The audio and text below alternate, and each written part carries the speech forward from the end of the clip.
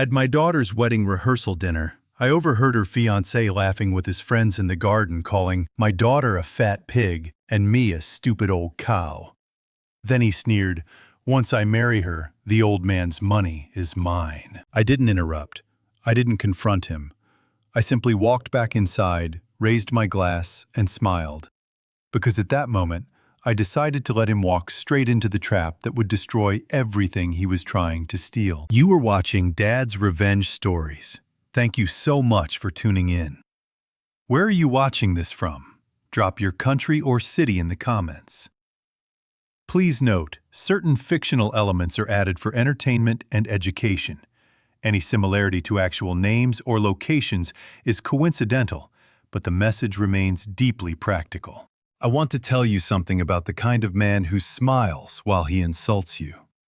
Not the loud kind, not the kind who raises his voice or pounds his fist or makes a scene you can point to afterward and say, "That right there, that was the moment."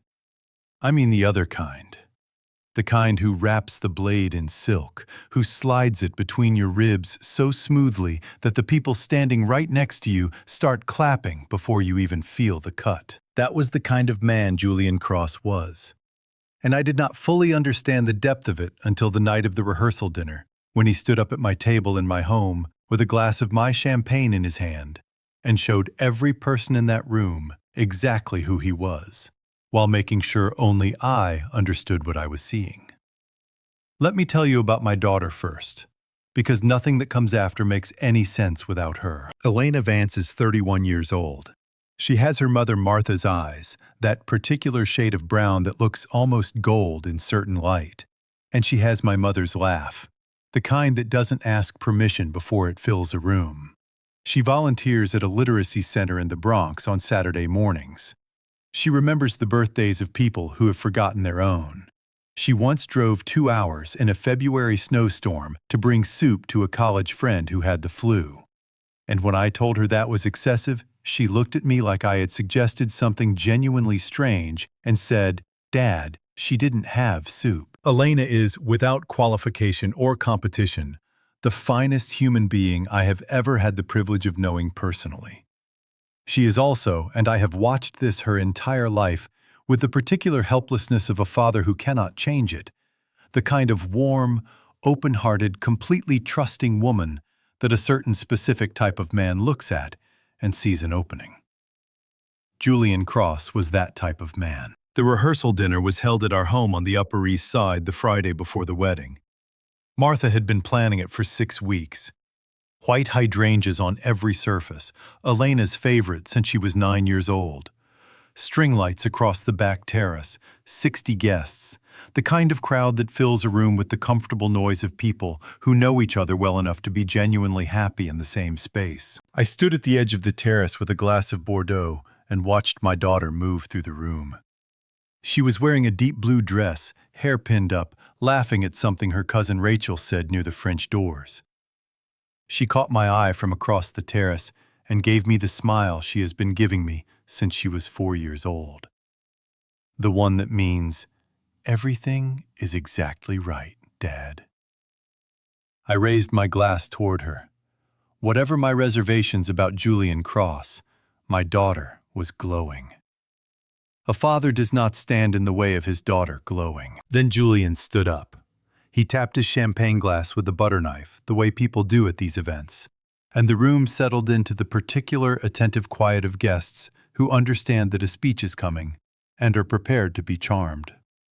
Julian had that quality, the ability to make a room feel like it had been waiting for him specifically. He spoke about Elena first, warmly, fluently, with exactly the right amount of visible emotion, enough to seem genuine, not so much it seemed manufactured. He talked about the night they met, about the moment he knew, about how lucky he was. Elena pressed her fingers to her lips. Martha reached over and squeezed her hand. Around the room, women smiled and men nodded with the satisfied expressions of people watching something go exactly as it should.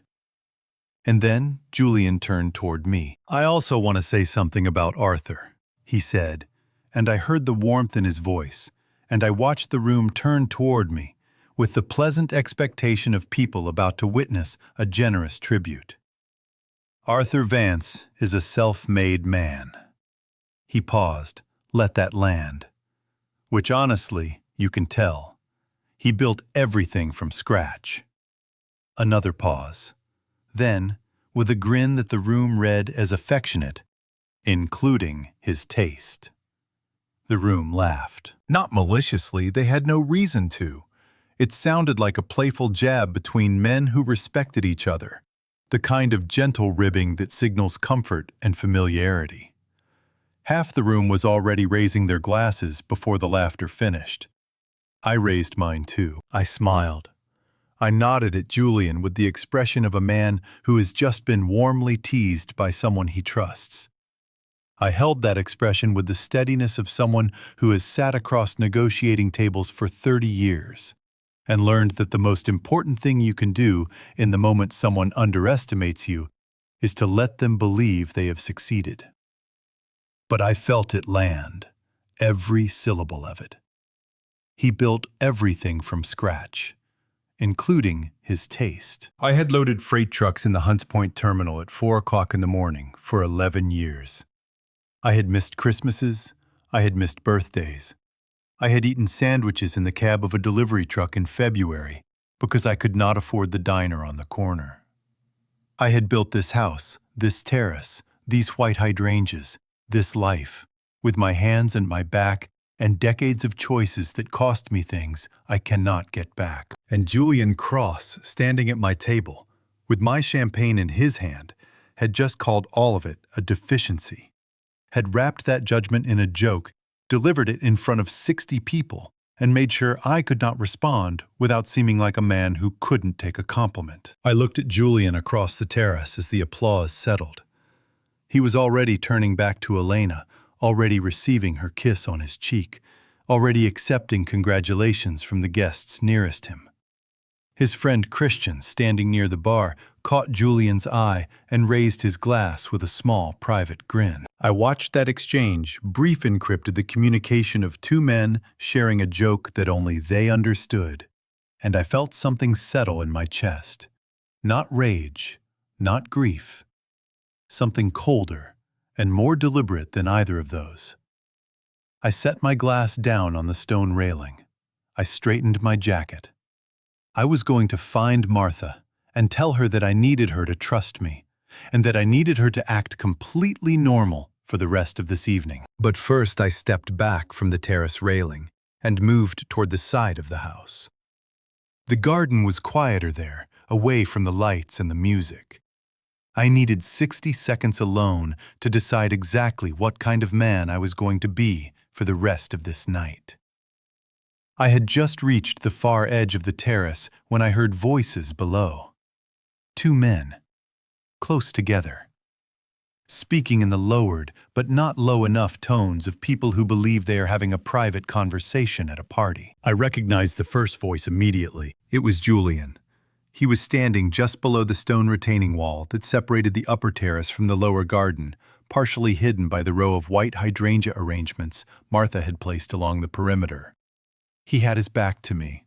Beside him stood Christian Holt, his closest friend, a loose-shouldered man in a jacket that was slightly too expensive for the way he wore it, already on his third glass of champagne by my count. I stopped moving. I did not step back.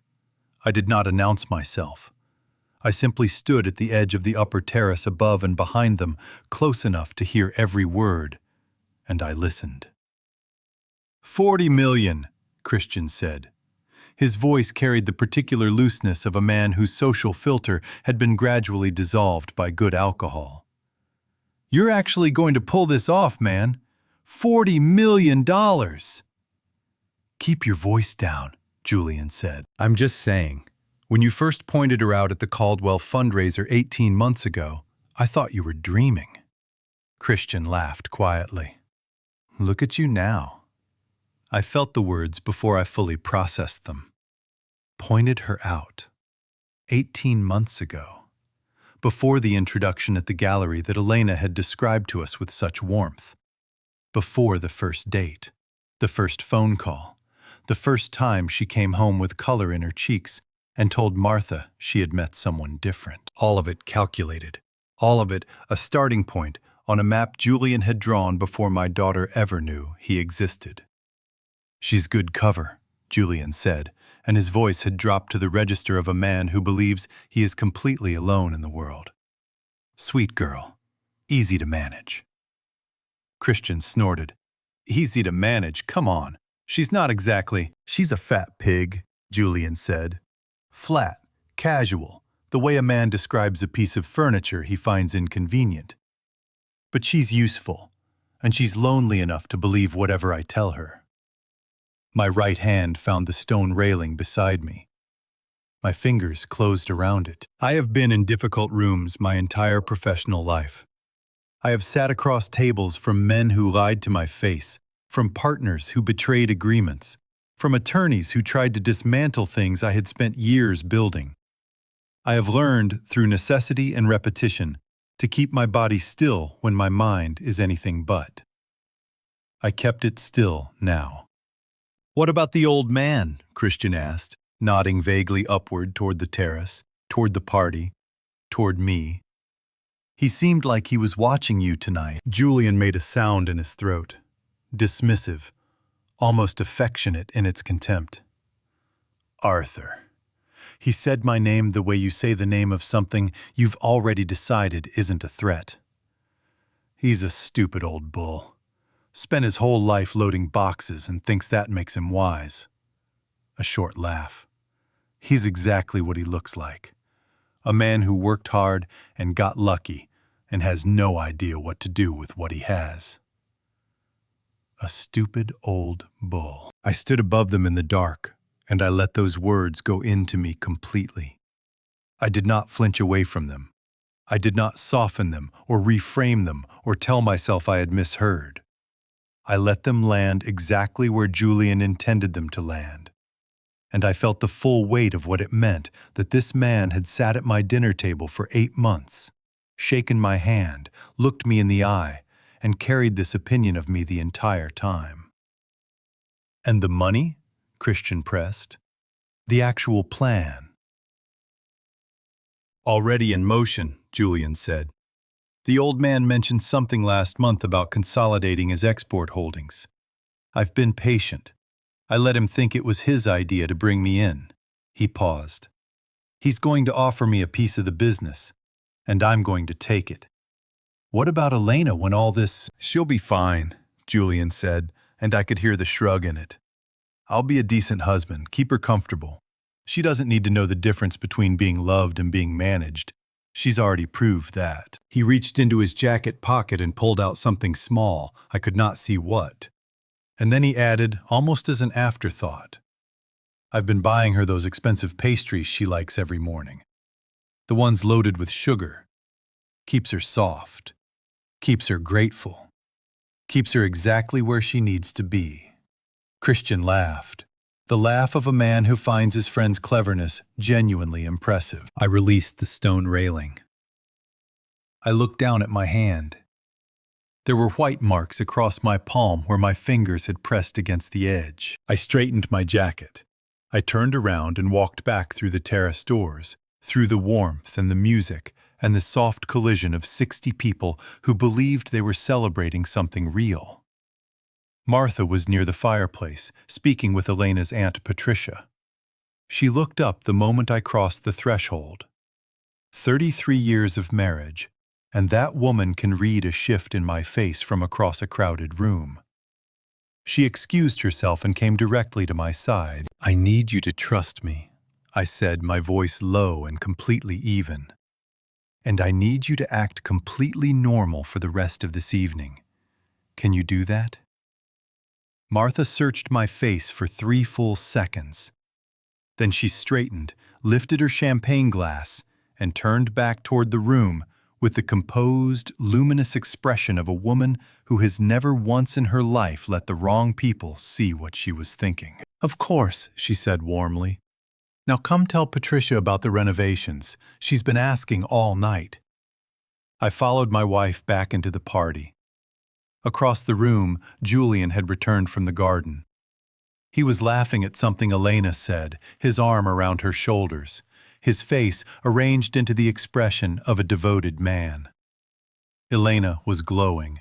She reached up and touched his jaw with her fingers, a small, unself-conscious gesture of complete trust. I watched my daughter touch the face of a man who had just called her a fat pig in my garden. And I made a decision. The best trap I have ever built did not look like a trap. It looked like an opportunity. It looked like the kind of thing a man spends years positioning himself to receive, the moment when someone with more than he has decides for reasons that feel both generous and logical to bring him inside. It looked like trust. It looked like family. It looked like everything Julian Cross had spent 18 months engineering himself toward. I built it in 45 minutes in my study with 2 glasses of scotch and 30 years of knowing exactly how a certain kind of man's mind works. Near the end of the evening, after the caterers had begun their quiet disappearing act and the guests had thinned to close family and a few lingering friends, I found Julian near the bar. He was relaxed, expansive, the version of himself he deployed when he believed the night had gone well. "Julian," I said, and I put my hand on his shoulder, the way I do with men I'm about to ask something of. "You have a few minutes. There's something I'd like to run by you, just the 2 of us." He looked at me with those careful eyes of his, always taking inventory, always calculating. And he said, "Of course, Arthur, absolutely." I led him down the hallway to my study. It is a room I have designed deliberately over 20 years, bookshelves floor to ceiling, a partner's desk I bought at an estate sale in Connecticut, 2 leather chairs angled toward the fireplace. It is a room that communicates a specific thing to the people who enter it. This is where real conversations happen. I poured 2 glasses of scotch, 15-year Dalmore. I handed Julian his glass and sat down across from him, and I let the room do its work for a moment before I said anything at all. "I want to talk to you about the export division," I said. Julian's posture shifted almost imperceptibly, but I have been watching people across tables for 3 decades. His shoulders dropped a 1/4 inch. His grip on the glass relaxed. "Vance Group has been distributing medical supply components to Southeast Asian markets for 11 years, I said. It is not glamorous work. It is logistics, relationships, and margins, but it is consistent, and the current contract cycle has produced a standing inventory position worth approximately $4 million. I paused. "I have been thinking for some time about bringing in a managing partner for that division. Someone I trust completely. Someone with fresh instincts." I looked at him steadily. "Family." Julian set his glass down on the side table with the careful deliberateness of a man who does not want his hands to betray him. "Arthur," he said. "That is, I don't know what to say." "Don't say anything yet," I told him pleasantly. "I'm not making a formal offer tonight. I'm opening a conversation. But I want you to understand what I'm describing." I leaned forward slightly. "A managing partner position. Oversight of the full distribution portfolio. Decision-making authority within defined parameters. Profit participation structured around performance." I let that last phrase sit in the air between us. "The numbers, Julian, are significant." He picked up his glass again, took a slow sip. I watched him work very hard to appear unhurried. "What kind of timeline are you thinking?" he asked. "After the wedding," I said. "You and Elena get back from your honeymoon. You settle in. And then we sit down properly with Thomas, my operations manager, and we build it out formally." I sat back in my chair. "I've looked at your background. Your instincts in the market are solid. And I don't bring people into this family's business unless I'm absolutely certain of them." The word family landed exactly where I placed it. Julian Cross had spent 18 months telling himself he was the strategist in this arrangement. He had built a careful, layered plan, the approach, the courtship, The engagement, the steady, patient work of making himself indispensable to Elena before making himself indispensable to her family's money. He believed he was the one holding the blueprint. He believed he was the architect. He had no idea he had just walked into a room I had finished building while he was still standing in my garden telling his friend I was a stupid old bull. "I'm honored, Arthur," he said. His voice had the particular warmth of a man who is feeling something much stronger than he is willing to show. "Genuinely, this means more than you know." "Good," I said. I raised my glass toward him. "Then let's drink to it. Informally for now." We drank. The fire crackled between us. Outside I could hear the last of the guests saying their goodbyes. Martha's voice carrying down the hallway with the warm efficiency of a woman wrapping up an evening she has hosted 100 times. Julian asked about the distribution contracts, which markets, which suppliers, what the growth trajectory looked like. He asked good questions, technically sound, strategically framed. I answered each one with enough detail to be convincing and enough vagueness to keep him hungry. I had spent 11 years loading freight in the dark, so I could spend the next 30 learning exactly how to do what I was doing right now. At the door, I shook Julian's hand. "Think it over," I said warmly. "No rush. We have time." "I don't need time," he said, and his grip was firm, confident, the grip of a man who has just decided something. "I'm in, Arthur. Whatever you need." I smiled at him. Two men standing in a doorway. Two completely different conversations happening simultaneously. And only one of us knew it. I watched him walk back down the hallway toward the sound of Elena's voice, and I went back to my desk, sat down, and picked up my phone. I had a call to make before the night was over.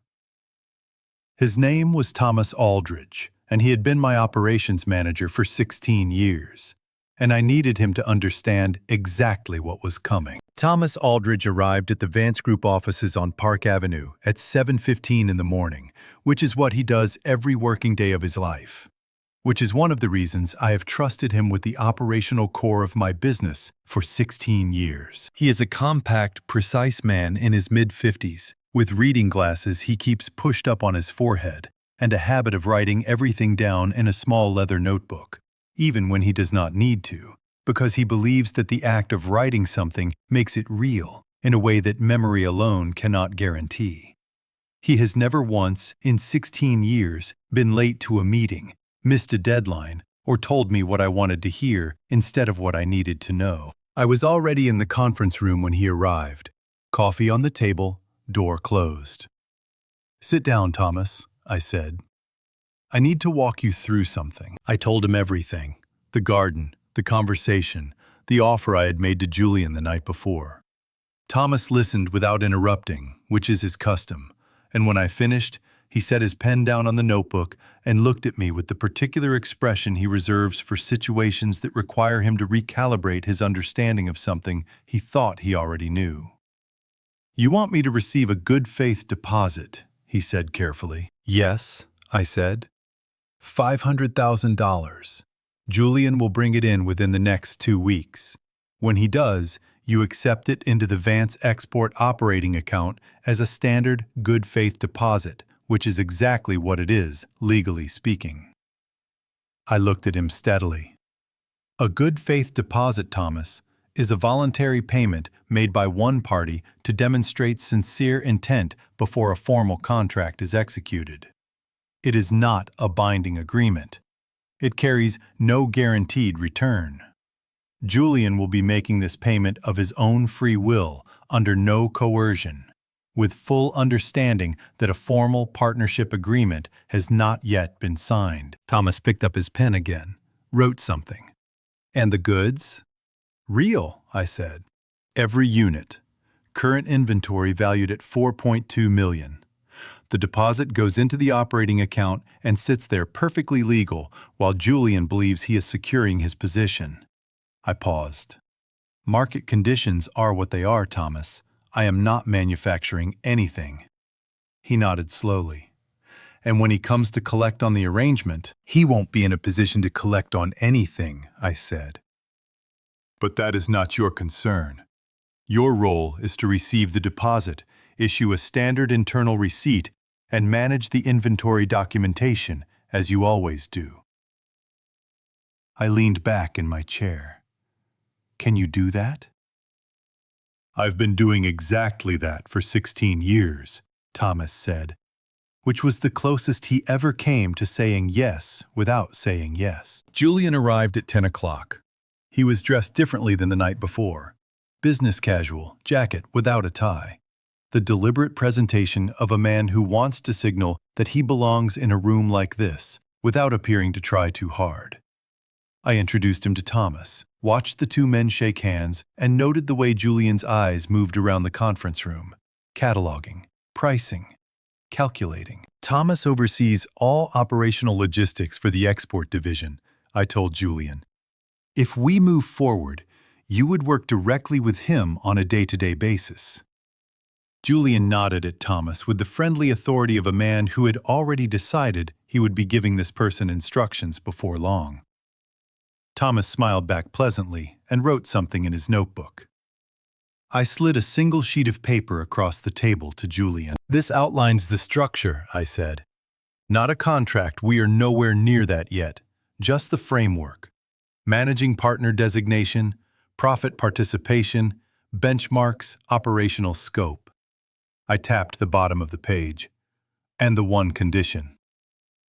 Julian picked up the paper, read it. His eyes stopped at the third paragraph.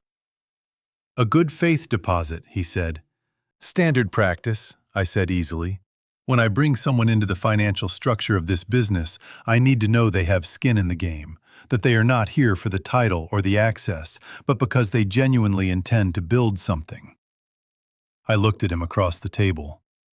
$500,000, deposited into the Vance Export operating account. Held there until the formal partnership agreement is executed, at which point it converts to your initial equity contribution. Julian set the paper down. I could see him doing the arithmetic, not just the $500,000, but what $500,000 bought him. Access to $40 million in family assets, a managing partner designation in a legitimate New York export operation. The kind of professional credibility that opens doors money alone cannot open. Where would I source the capital? He asked, which told me everything. A man with $500,000 in liquid assets does not ask where he would source it. That is entirely your affair, I said. Investors, partners, personal holdings. I don't need to know the origin. I need to know the commitment. I paused. Take the week, Julian. Think it through. Talk to your people. His jaw tightened almost invisibly. I don't need a week, he said. Good, I said. I stood up and extended my hand. Thomas will send you the deposit details, bank routing, account number, everything you need. Julian shook my hand. Firm, quick, the grip of a man who had already started making calls in his head. He thanked Thomas, who smiled and wrote something in his notebook, and then I walked Julian to the elevator and pressed the button for the lobby. As the doors opened, Julian turned back once. Arthur, he said, I won't let you down. I know you won't, I said warmly. The doors closed. I stood in the hallway for a moment listening to the elevator descend. Then I walked back to the conference room where Thomas was still seated, still writing in his notebook. He'll call someone named Christian Holt first, I said. And then he'll call a man named Richard Caldwell. Thomas looked up. Caldwell, he repeated. The Midtown investor. Yes, I said. And when he does, I need to know about it. Thomas wrote the name down, underlined it once. There is a particular kind of restaurant in New York City that exists specifically to make a certain kind of man feel like he has already arrived. Per se, on the fourth floor of the Time Warner Center at Columbus Circle is that kind of restaurant. No prices on the menu, not because they are hidden, but because the understanding is that if you need to ask, the conversation is already going wrong. The staff are trained to appear only when needed and disappear when not, which creates the impression that the room itself is attending to you. The windows look out over Central Park, and in the mid-afternoon light of a September day, the park stretches out below like something the city laid at your feet specifically for this occasion. I chose it deliberately. I arrived 12 minutes early and took a corner table with my back to the wall. Martha has been teasing me about that habit for 30 years. You're not a sheriff, Arthur. But old habits from old rooms die hard. And I have never once regretted being able to see a door before it opens. Julian arrived at exactly noon, punctual without being eager. The timing of a man who understood the optics of appearing unhurried while not keeping someone waiting. He spotted me across the room, smiled, and crossed the floor with the loose-shouldered confidence of someone who had been practicing walking into rooms like this his entire adult life. Arthur, he extended his hand. You look well. Sit down, Julian, I said pleasantly. How's Elena? He talked about Elena for approximately 4 minutes with precisely calibrated devotion, enough warmth to seem genuine, not so much that it tipped into performance. He mentioned a weekend they had spent in the Hamptons, a restaurant she had loved, a walk on the beach where she had laughed at something he said. He was technically excellent at this. I will give Julian Cross that, without reservation. I let him talk. I asked the right follow-up questions. I ordered the tasting menu and a bottle of the 2018 Burgundy and settled into the comfortable rhythm of two men who were ostensibly celebrating the beginning of something. Midway through the meal, I asked about his progress on the deposit. Moving along well, he said, with the smooth confidence of a man who had spent 9 days in a state of controlled panic and had gotten very good at not showing it. I've had some productive conversations, should have everything in position within the week. Good, I said. No rush. I speared a piece of seared halibut and looked out at the park. Have you had a chance to reach out to anyone on the list I gave you?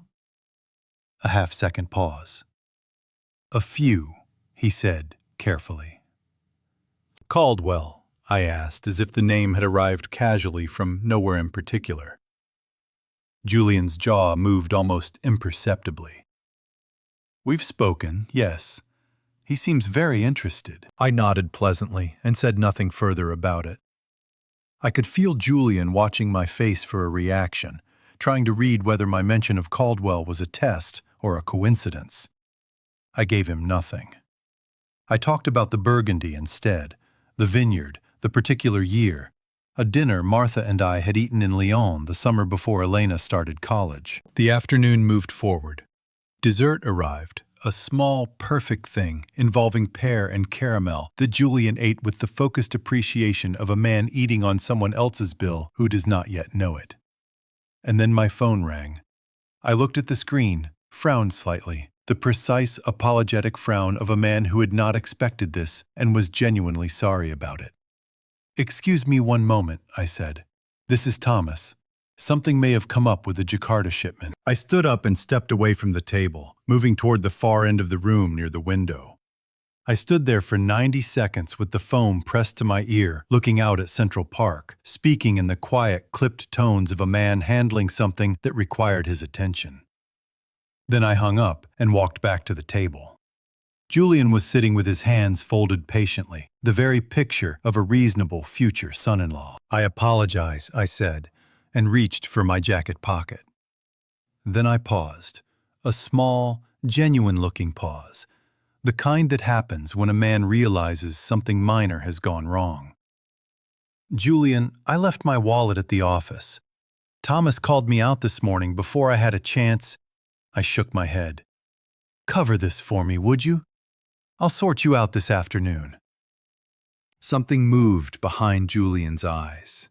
Rapid, involuntary, the arithmetic of a man calculating an amount he was not prepared for against a credit card that was already under strain from 9 days of financing his way into a business deal. But it lasted less than a second before the performance reasserted itself. Of course, he said smoothly. Don't give it a second thought." He reached for his wallet with the easy manner of a man for whom a $1,400 lunch tab was an unremarkable Tuesday. And I watched him do it. And I thought about the pastries he bought my daughter every morning to keep her soft and grateful and exactly where he needed her to be.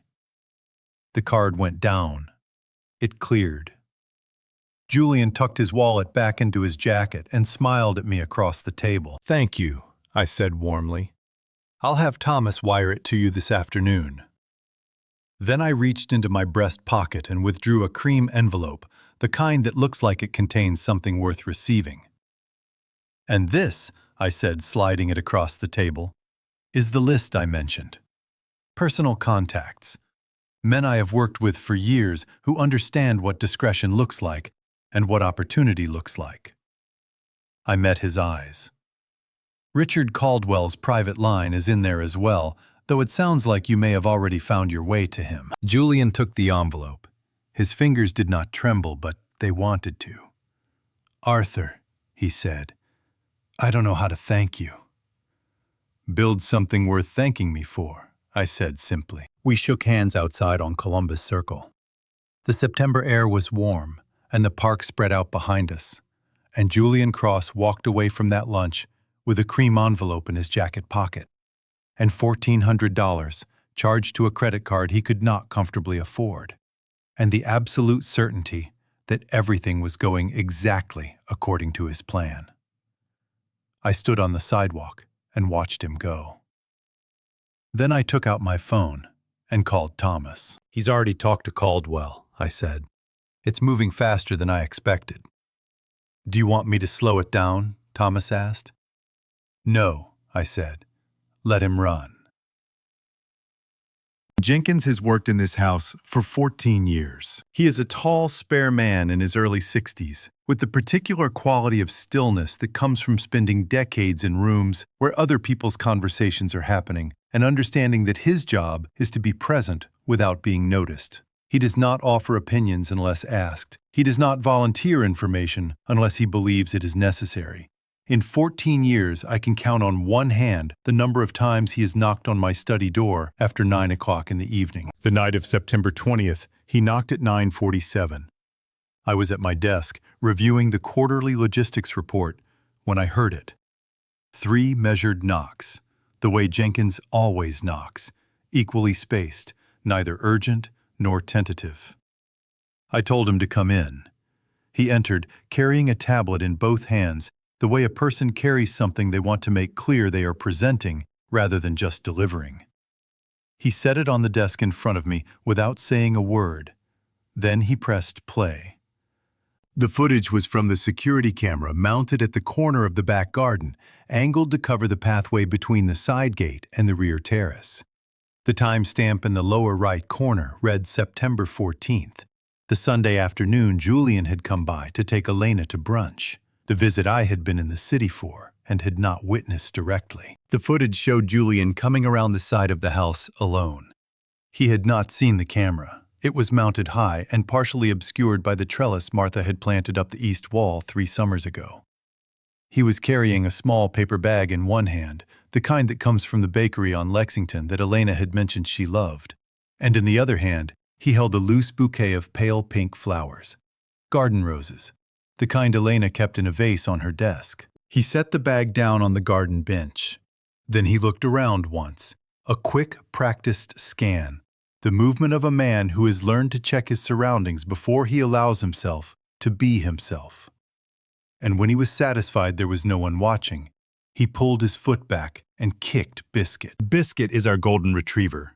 He is 11 years old and moves slowly now, the way old dogs do, with a kind of dignified deliberateness that breaks my heart a little every time I watch him navigate the back steps. He had been sleeping in his usual spot near the garden bench when Julian came around the corner, and he had lifted his head and wagged his tail once, the greeting of an old dog who has decided that most people who come through this garden are worth at least a tail wag. Julian kicked him in the ribs. Not a tap, a kick. Biscuit scrambled to his feet with a sharp yelp and moved away. And Julian straightened his jacket and picked up the bouquet of roses and dropped them without pausing, without any visible reaction. the way you discard something you were only carrying as a prop, directly into the trash bin beside the garden gate. I watched the footage twice. I did not speak. I did not move from my chair. I sat with my hands flat on the desk, and I looked at the screen, and I thought about Elena, who had come home from that Sunday brunch with color in her cheeks, and told Martha that Julian had brought her flowers and taken her to her favorite restaurant, and been so lovely all afternoon. Jenkins reached over and stopped the footage. He straightened up. He looked at me with the careful, composed expression of a man who has something else to say and is waiting for permission to say it. "Is there more?" I asked. He reached into his jacket pocket and set a small device on the desk beside the tablet. It was the handset from the kitchen landline, the old wall-mounted phone Martha kept in the kitchen because she believed, correctly, that a kitchen should have a landline. "This came in 3 days ago," Jenkins said. "Mr. Cross appears to have dialed incorrectly."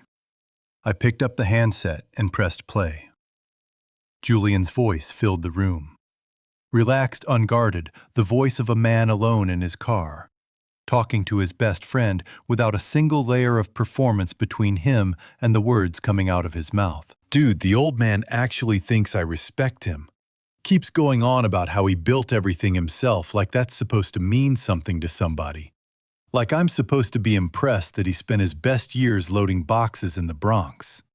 A short laugh. "Elena cried last night. She thinks I'm the best thing that ever happened to her." A pause. I almost felt bad. Almost. The message ended. I set the handset down on the desk. The study was very quiet. Outside the window I could see the back garden in the dark, the bench where Biscuit liked to sleep, the trellis along the east wall, the pathway where Julian Cross had walked 14 days ago, with roses he had already decided to throw away. I sat with that for a long moment, not processing it. I had already processed it. I sat with the specific, particular weight of hearing a man describe my daughter's tears as an inconvenience he had almost felt bad about. Almost. My chest did something I did not give it permission to do. I pressed it back down.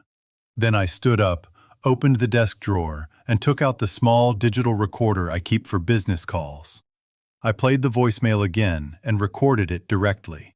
Clean audio, time-stamped Jenkins standing as a witness to the transfer. "Thank you, Jenkins," I said. He nodded once. "Will there be anything else tonight, sir?" "No," I said. "Get some rest." He left, pulling the door closed behind him with the quiet precision of a man who understood that what had just happened in this room was not his to carry. I stood at the window for a long time looking out at the garden. Then I went to find Elena. I found Elena in the kitchen. She was sitting at the island counter with a mug of chamomile tea, still in the clothes she had worn to dinner, scrolling through something on her phone with the distracted half-attention of a person who is not really reading anything. The kitchen was warm and lit low the way Martha always leaves it at night. The pendant lights above the counter turned down to their softest setting, the kind of light that makes a room feel like it is holding you rather than exposing you. I have had difficult conversations in many rooms over the course of my life. Boardrooms, courtrooms, hospital waiting rooms. I have learned that the room matters.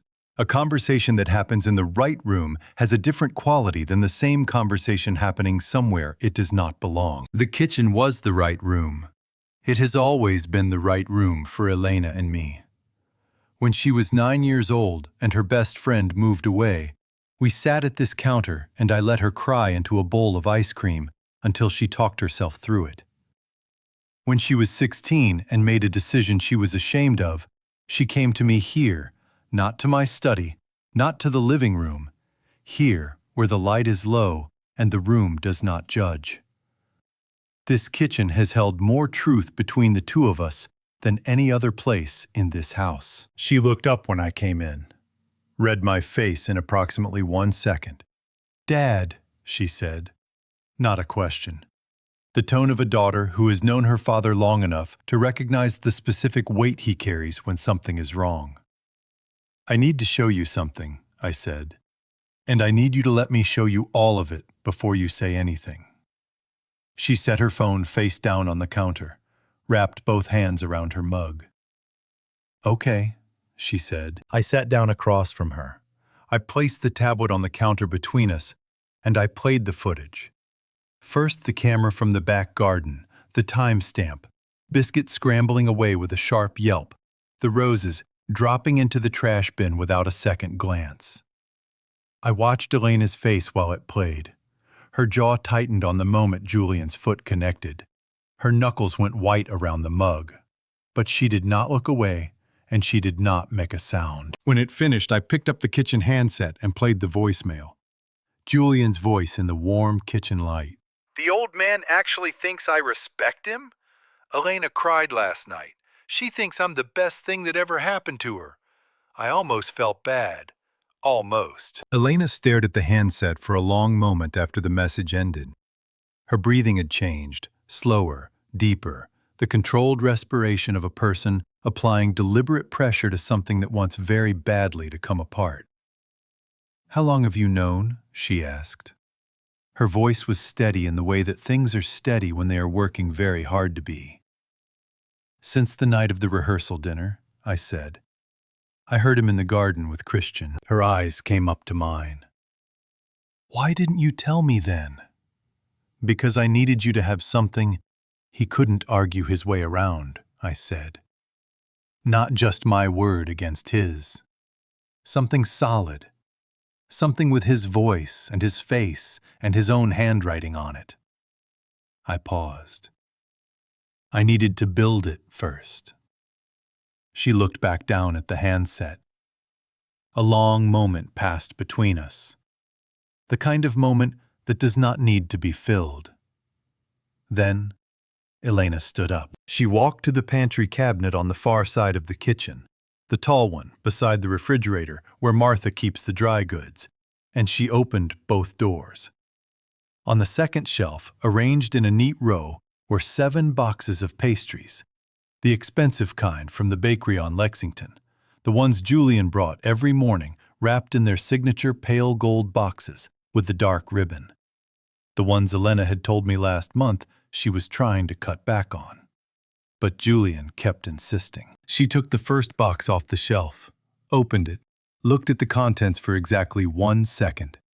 Then she walked to the fireplace at the end of the kitchen, the old brick one Martha had insisted on keeping when we renovated 12 years ago, and she placed the box inside. She went back for the second box, then the third, then all 7, one after another, with the quiet, methodical energy of a woman who has decided something so completely that there is no longer any emotion available for the act itself. The emotion has already been spent somewhere inside, in the moment between hearing the voicemail and standing up from the stool. And what remains is simply the work. When the last box was in the fireplace, she struck a long match from the box on the mantel and touched it to the corner of the nearest package. The gold wrapping caught quickly. The smell of caramel and burnt sugar rose into the kitchen. Elena stood with her back to me and watched it burn. "How long do we wait?" she asked without turning around. "A few more days," I said. "Julia needs to transfer the deposit to Thomas first. Once that clears, the trap is complete. Every piece of it bears his own fingerprints, his voice, his signature, his money, his choices." She turned around then. Her eyes were dry and very bright, the way eyes get when something has burned through them that was not quite tears. "He told Christian I was easy to manage," she said. "I know. I want to be there when it closes," she said. Her voice had the particular quality of something that has been decided at a level below words, in the place where a person's actual character lives. "I want him to see me standing in that room, Dad. Not hiding upstairs. Not being protected. There." I looked at my daughter, 31 years old. Chamomile tea gone cold on the counter.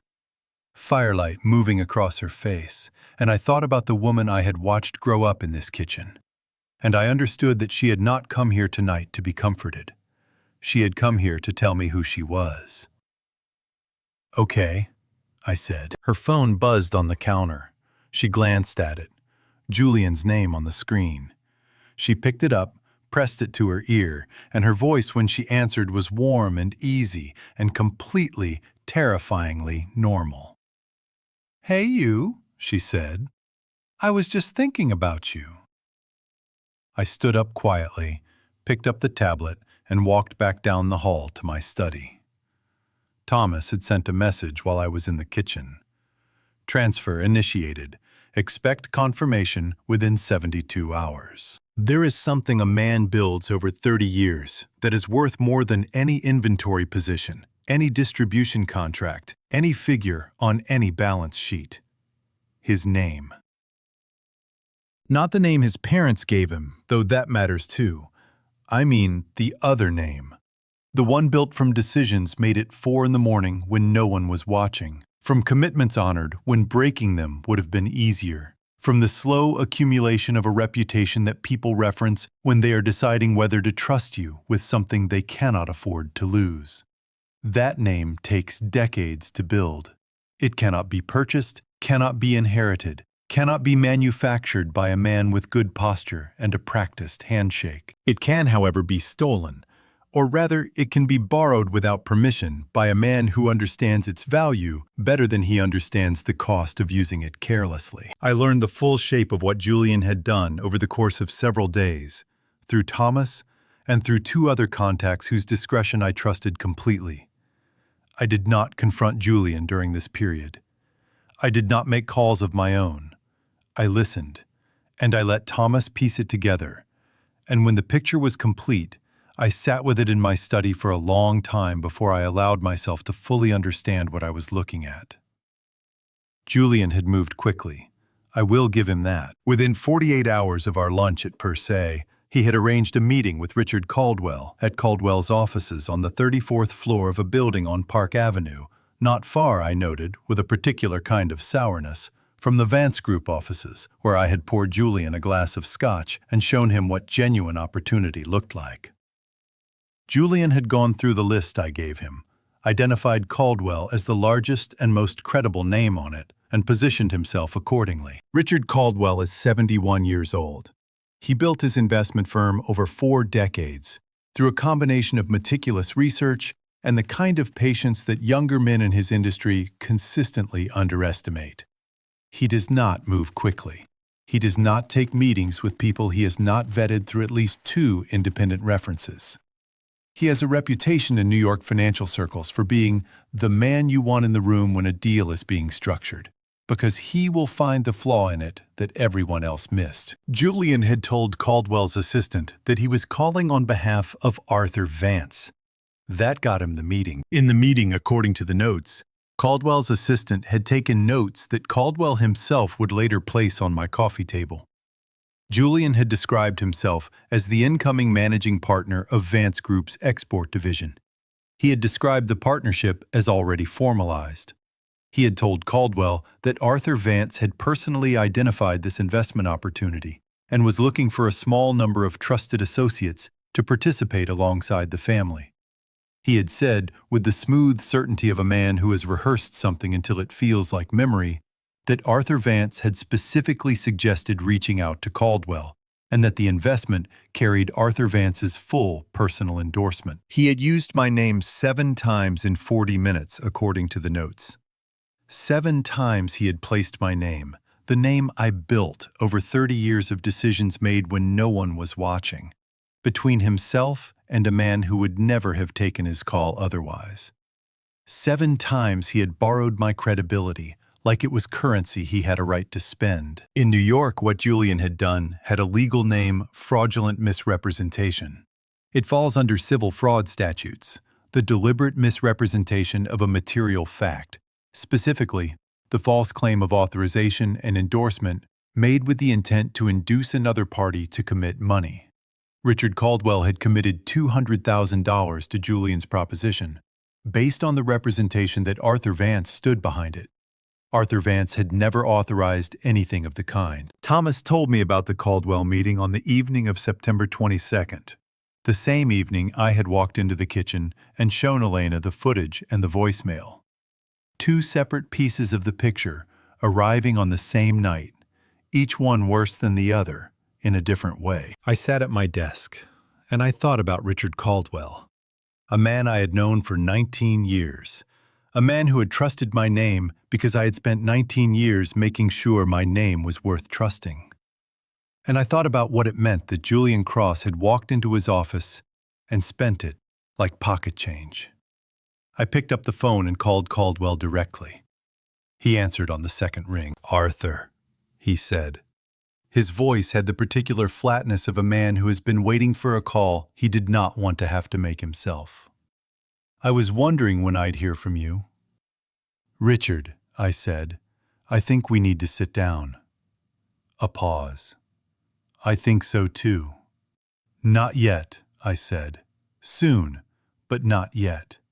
When I ask you to come, I need you to bring everything, the meeting notes, the wire confirmation, everything Julian Cross gave you or told you in writing." Another pause, longer this time. "Arthur," he said carefully. "Am I understanding this correctly?" "Yes," I said, "you are." He exhaled a slow, controlled sound, the breath of a man recalibrating something significant. "I'll have my assistant pull the full file." "Thank you, Richard," I said, "and I'm sorry. What he used to get to you, I want you to know what it cost to build it." Caldwell was quiet for a moment. "I know what it cost," he said. "That's why I took his call." I set the phone down on the desk and looked out the window at the dark garden below. Somewhere out there was the bench where Biscuit liked to sleep, and the pathway where Julian had walked with roses he had already decided to throw away, and the wall where my name had been built stone by stone over 30 years. He had tried to steal it in 40 minutes. 9 days is a long time to know something and say nothing. I know, because I had done it myself. From the night of the rehearsal dinner to the evening I walked into the kitchen with the tablet and the handset, I had carried what I knew through dinners and phone calls and Sunday afternoons when Julian sat at my table and passed the bread basket and asked about the Hamptons property with the attentive interest of a man who intended to inherit it. I had held it all that time without letting a single gram of it show on my face. But I had 30 years of practice. Elena had 9 days. And watching her do it, watching my daughter move through those 9 days with the same composed, unhurried surface she had always shown Julian, was one of the most difficult things I have witnessed in my life. Not because she struggled, because she did not. Because it turned out that Elena Vance, who cries at commercials and drives 2 hours in February snowstorms to bring soup to sick friends, had a layer underneath all that warmth that was made of something I recognized from the mirror. The Tuesday after I showed her the footage, Julian came for dinner. I heard them in the front hallway when he arrived. His voice, then hers, then the sound of a kiss. The ordinary domestic sounds of 2 people who live in the rhythm of each other. I was in the sitting room with the evening paper, and I did not go out to greet him immediately. I gave myself 60 seconds to put everything I knew about Julian Cross somewhere it would not show, and then I folded the paper and walked into the hallway with the relaxed expression of a man who had nothing on his mind except a pleasant evening. "Julian," I extended my hand. "Good to see you." "Arthur." His grip was warm and firm. "Something smells incredible." "Martha's making her pot roast," I said. "Come in." We sat down to dinner, the 4 of us, the same table where we had eaten a dozen times before. Martha talked about a gallery opening she had attended with her sister. Julian asked about it with genuine seeming interest, the kind of cultural curiosity he deployed around Martha, because he had correctly identified it as the frequency she responded to. I talked about a logistics issue with the Jakarta shipment, which was real and boring, and exactly the kind of thing a man discusses at dinner when he wants to seem completely unconcerned. And Elena asked Julian about his week with the attentive warmth of a woman who wanted to hear the answer. She laughed at the right moments. She touched his hand across the table when he mentioned something stressful about a work situation. When he talked about a restaurant he wanted to take her to in the West Village, she said, "Oh, I've been wanting to try that place." And her voice had the particular lift of someone genuinely pleased. I watched my daughter perform the most difficult act I have ever seen performed at a dinner table. And I kept my face completely still, and I ate Martha's pot roast, and I refilled Julian's wine glass when it was low. After dinner, Julian and Elena sat on the back terrace while Martha and I cleared up. Martha ran the water in the sink loud enough that she could speak to me quietly without carrying. "How much longer?" she asked, handing me a dish to dry. "A few days," I said. "Thomas is waiting on the transfer confirmation. Once it clears, we move." Martha looked out the window at the terrace where Elena was laughing at something Julian had said. Her head tilted back, the laugh filling the night air with the sound of something that had no right to be as convincing as it was.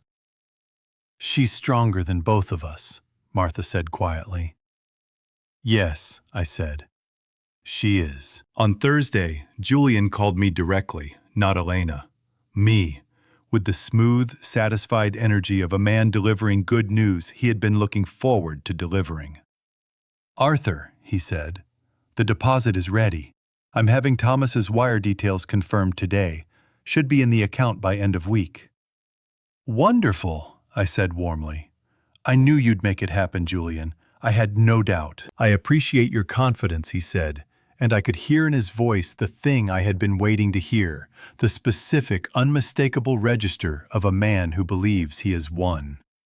Not excitement, deeper than excitement, the settled certainty of someone who has decided the difficult part is over. "I'll let Thomas know to expect it," I said. I hung up and sat for a moment with the phone in my hand. Then I called Thomas. "He's confirmed," I said. "End of week."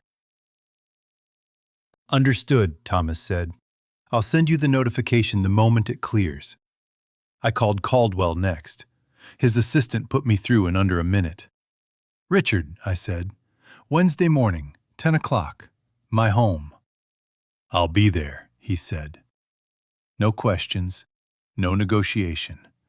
The answer of a man who had been waiting for this call and understood exactly what it meant. I called Christian Holt last.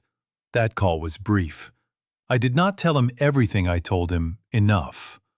I told him that there was something he needed to understand about the position Julian had put him in, and that if he came to my home on Wednesday morning, I would make sure he left with a complete picture. Christian asked 3 questions, each one more nervous than the last. I answered none of them. "Wednesday," I said. 10 o'clock. On Friday evening, Thomas's message arrived. "Transfer confirmed. $512,000 received into Vance Export operating account. Documentation complete." I read it twice. Then I walked upstairs and knocked on Elena's door. She opened it and looked at my face and said, "It's done, isn't it?" "Yes," I said. She took a slow breath. Her chin came up by a fraction of an inch, a small movement, but I've been watching that chin since she was 4 years old, and I know exactly what it means. "Tell me what Wednesday looks like," she said, before I reveal the brutal confrontation in my living room. Comment showdown, so I know you're still here, watching this scumbag pay the price. And please note, the following events include dramatized elements to enhance your viewing experience. If you feel uncomfortable, you may stop the video right here. I have built rooms my entire professional life. Not the physical kind, though I have done that too. From the loading dock at Hunts Point to the corner office on Park Avenue. From the first apartment Martha and I rented in Astoria to this house on the Upper East Side that took 11 years of 4 in the morning decisions to afford. I mean the other kind of room. The kind built from information and patience and the precise placement of people who do not yet know they are part of a structure. I finished building this one at 9:58 on the morning of Wednesday, October 1st. Richard Caldwell arrived at 9:15. He came with a leather briefcase and the composed, unhurried manner of a man who has spent 4 decades making consequential decisions and long since stopped being nervous about them.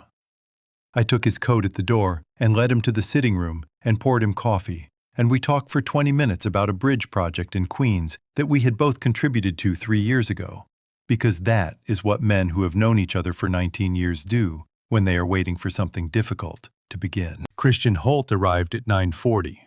He came alone, without the loose-shouldered ease he had worn at the rehearsal dinner. He wore it now, like a jacket that no longer fit, the seams straining the collar slightly wrong. He shook my hand at the door, and his palm was damp, and he could not quite hold my eyes for more than a second. "Arthur," he said, "I want you to know I didn't know what he was doing. With Caldwell, with your name. I swear to you, I didn't." "Sit down, Christian," I said pleasantly. "We'll get to all of it."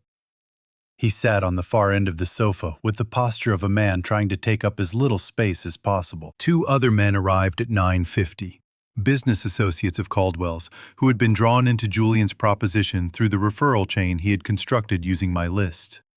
They were not people I knew well. They were people Julian had called using my name, using Caldwell's implicit endorsement as a second layer of credibility. And they had each committed money they were now very interested in discussing. I seated them. I offered coffee. I checked my watch. At 10:02, the gate camera on my phone showed Julian's car coming up the drive. I put the phone in my pocket and walked to the front door and opened it before he could knock. He was dressed well, dark jacket, open collar, the presentation of a man arriving to formalize something he had already decided was his.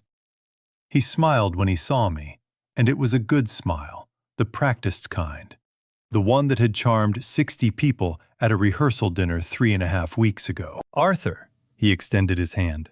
"Big day." "Come in, Julian," I said. I led him down the hallway. I could hear the low sound of voices from the sitting room, the murmur of several people in quiet conversation, and I felt Julian register it, felt the slight adjustment in his stride, the barely perceptible recalibration of a man who had expected a bilateral meeting and was now hearing evidence of something larger. He stepped through the doorway of the sitting room and stopped. Christian was on the sofa. He looked up at Julian with the expression of a man watching a car accident he could not prevent and did not want to witness. Julian's eyes moved to him, and something shifted behind them, rapid, involuntary, before the performance clamped back down. Then Julian's eyes moved to the 2 men from Caldwell's network. Then to Caldwell himself. Richard Caldwell was seated in the armchair to the right of the fireplace, his briefcase open on the side table. Beside him, a single document face down on his knee. He was 71 years old, and he had the unhurried, slightly disappointed expression of a man who had seen this kind of thing before and found it tedious rather than surprising. Julian's face did what faces do when the architecture of a situation becomes suddenly completely clear. It did not collapse. He was too disciplined for that. But something went out of it, the forward momentum, the easy confidence, the sense of a man moving towards something he had already decided was his.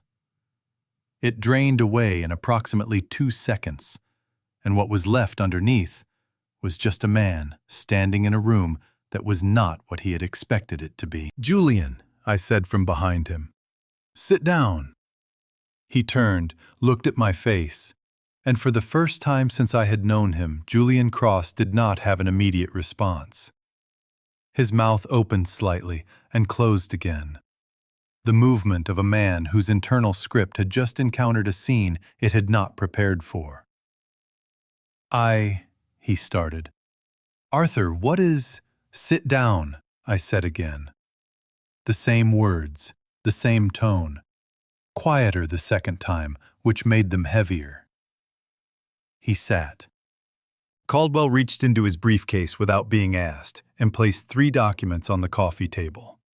He did it with the practiced economy of a man who has presented evidence before and understands that the presentation is part of the message. "The first," Caldwell said, his voice, the measured, unhurried instrument of a man who charged $400 an hour for his opinions and delivered them accordingly, "is the transcript of our meeting, September 18th, 40 minutes, in which you used Arthur Vance's name as a personal endorsement 7 times. He touched the second document. The second is the wire confirmation. $200,000 transferred from my personal holding account to the account you provided on the basis of those representations. He touched the third. The third is a summary prepared by my attorney outlining the legal definition of fraudulent misrepresentation under New York civil statute, specifically the intentional misrepresentation of authorization and endorsement with the intent to induce financial commitment. The room was very quiet. Julian looked at the documents. His jaw was tight. His hands on his knees were very still. The stillness, not of composure, but of a man who has told his body to stop moving because he does not trust what it might do. "I can explain," he started. "You'll have the opportunity," I said. I moved to the window and stood with my back partially turned, looking out at the garden. The October light was thin and clear, and the back terrace was empty, and the garden bench where Biscuit liked to sleep was just visible at the far edge of the lawn. "But first," I said without turning around, "I want you to hear something." I reached into my jacket pocket and took out the small digital recorder. I pressed play, and Julian Cross's own voice filled the sitting room of my home, relaxed, unguarded, the voice of a man alone in his car who believed with complete certainty that no one who mattered would ever hear what he was saying. "The old man actually thinks I respect him," Elena cried last night. "She thinks I'm the best thing that ever happened to her." I almost felt bad. Almost. The voicemail ended. The sitting room held the particular silence that follows something irreversible. Not the silence of people who have nothing to say, but the silence of people who are waiting to see who will speak first into a space that has just been fundamentally altered. Julian's hands were on his knees. His knuckles had gone white. Christian Holt was staring at the floor, with the fixed, unseeing concentration of a man who deeply wished he were somewhere else, and had accepted that he was not going to get his wish. The two men from Caldwell's network exchanged a glance that communicated a great deal without requiring words. Caldwell himself had not moved. He sat with his hands folded over his briefcase on his knee, his expression the same measured, slightly weary patience it had been since Julian walked in. Julian looked up at me. His mouth worked for a moment. "Arthur," he said, "I know how this looks." "Do you?" I said. It was not a question. I can explain the Caldwell conversation.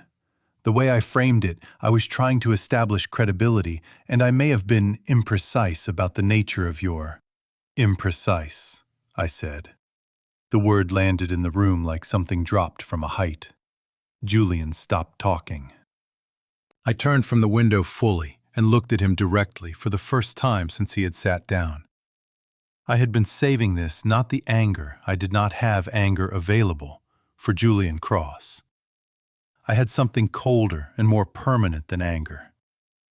I had been saving the directness of it, the full, unobstructed weight of what I needed him to understand before this morning was over. "I loaded freight at the Hunts Point terminal for 11 years, I said.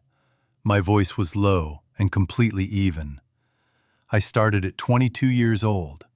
I worked the 4 a.m. shift because it paid 30 cents more per hour, and 30 cents per hour across a 50-hour week, across 50 weeks of a year, is $750.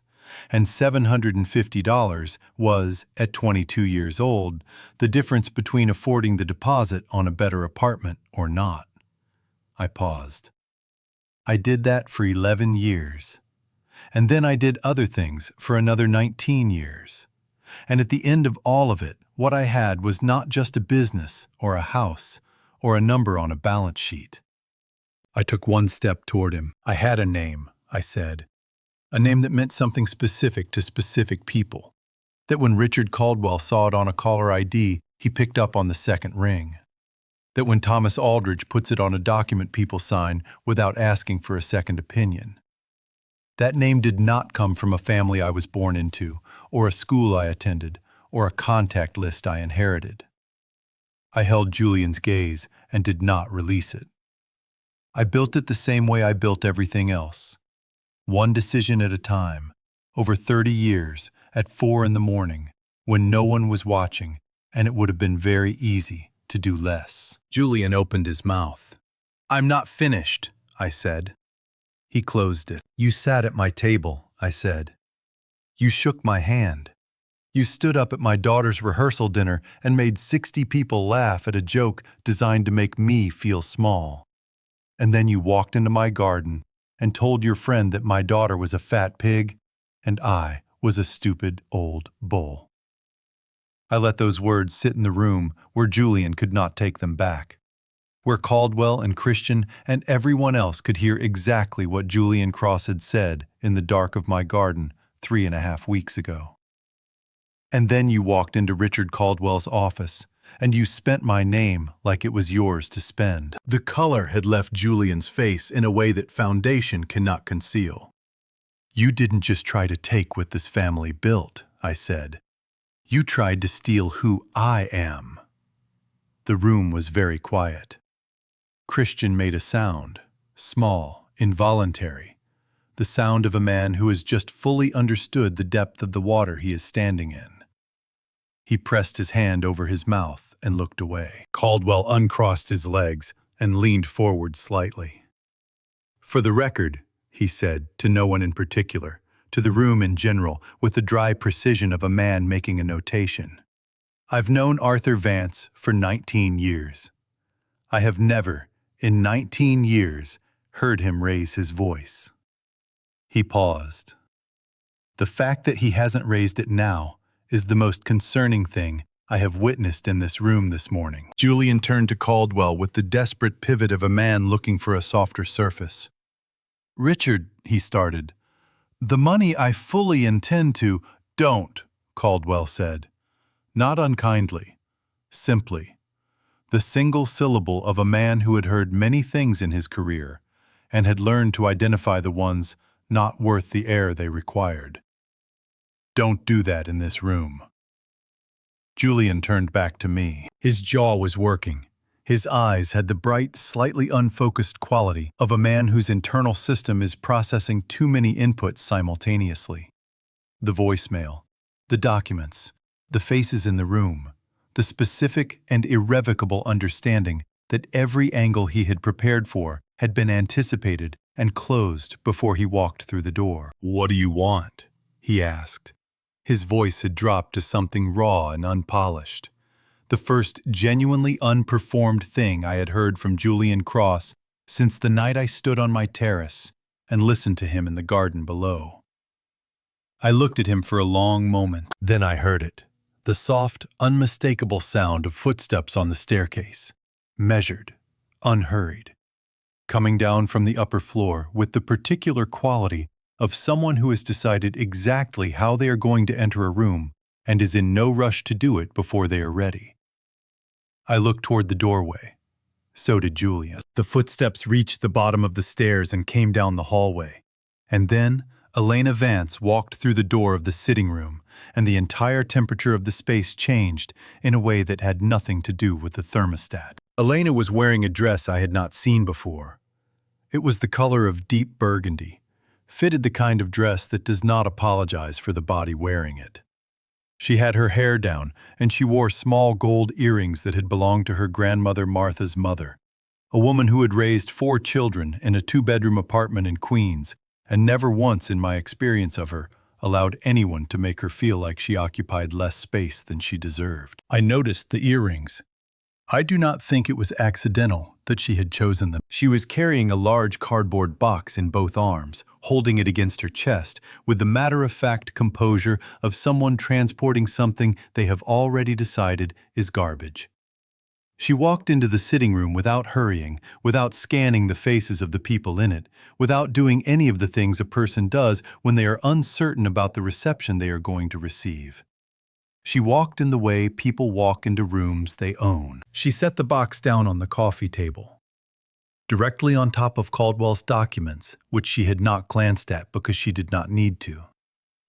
Then she looked at Julian Cross, who had charmed 60 people at a rehearsal dinner, who had conducted 8 months of flawless performance across dozens of dinners and phone calls and Sunday afternoons, who had walked into this house an hour ago with the easy confidence of a man arriving to collect something he had already decided was his. Julian Cross looked at Elena Vance, standing on the other side of a cardboard box, and his face did something it had not done once in 8 months of careful, practiced presentation. It cracked. Not dramatically, not the way faces crack in movies with tears and trembling. It cracked the way expensive things crack, almost invisibly, a fine fracture line running through the surface, and once you saw it, you could not unsee it. And you understood that the structural integrity was gone. "Elena," he said. Her name in his mouth sounded different than it ever had, smaller somehow, like something that had lost its usefulness. She did not respond to it. She opened the box. Inside, arranged with a neatness that communicated contempt more precisely than any disorder could have managed, were the gifts Julian had given her over 8 months. The handbag he had presented as Italian leather. She had found the manufacturer's label inside the lining 3 weeks ago, a wholesale distributor in New Jersey. The silk scarf he had described as vintage Hermes, a very good reproduction, she had learned available online for $47. The watch he had clasped around her wrist on her birthday, with the tender ceremony of a man bestowing something precious, a replica, the serial number scratched off the second hand, moving with the slightly uneven tick of a mechanism that had never been inside a Swiss factory. She placed each item on the coffee table beside the box, one at a time, deliberately, without commentary. Julian's jaw tightened. "Elena, those were—" "I know what they were," she said. Her voice was the steadiest thing in the room. Not cold steady, the way a good foundation is steady. Not because nothing is happening above it, but because it was built to hold weight. "I spent 3 months telling my therapist I had trust issues," she said. She was not looking at Julian when she said it. She was looking at the items on the table, straightening them slightly, the way you straighten things that are going to be discarded, but deserve to be discarded, with precision. "I apologized to her for being suspicious of you. I apologized to you." She looked up then, and her eyes, when they found Julian's, were clear and direct and completely without the softness he had spent 8 months learning to rely on. "I sat in that office and told her I needed to work on opening up more, on trusting more." She picked up the watch, held it for a moment in her palm. "You gave me a fake watch," she said, "and told me to trust you more?" She set it back down. "That's actually impressive, Julian, in a very specific way." Christian made a sound from the sofa. Julian shot him a look. Christian looked away immediately, staring at the window with the rigid attention of a man trying to become architecturally part of the wall. "I want to explain," Julian started. "I don't want your explanation," Elena said. The sentence was not loud. It did not need to be loud. It had the particular authority of something said by a person who has spent 9 days deciding exactly how they wanted to say it and is now simply saying it. "I don't want your voice in this room. I don't want your apology.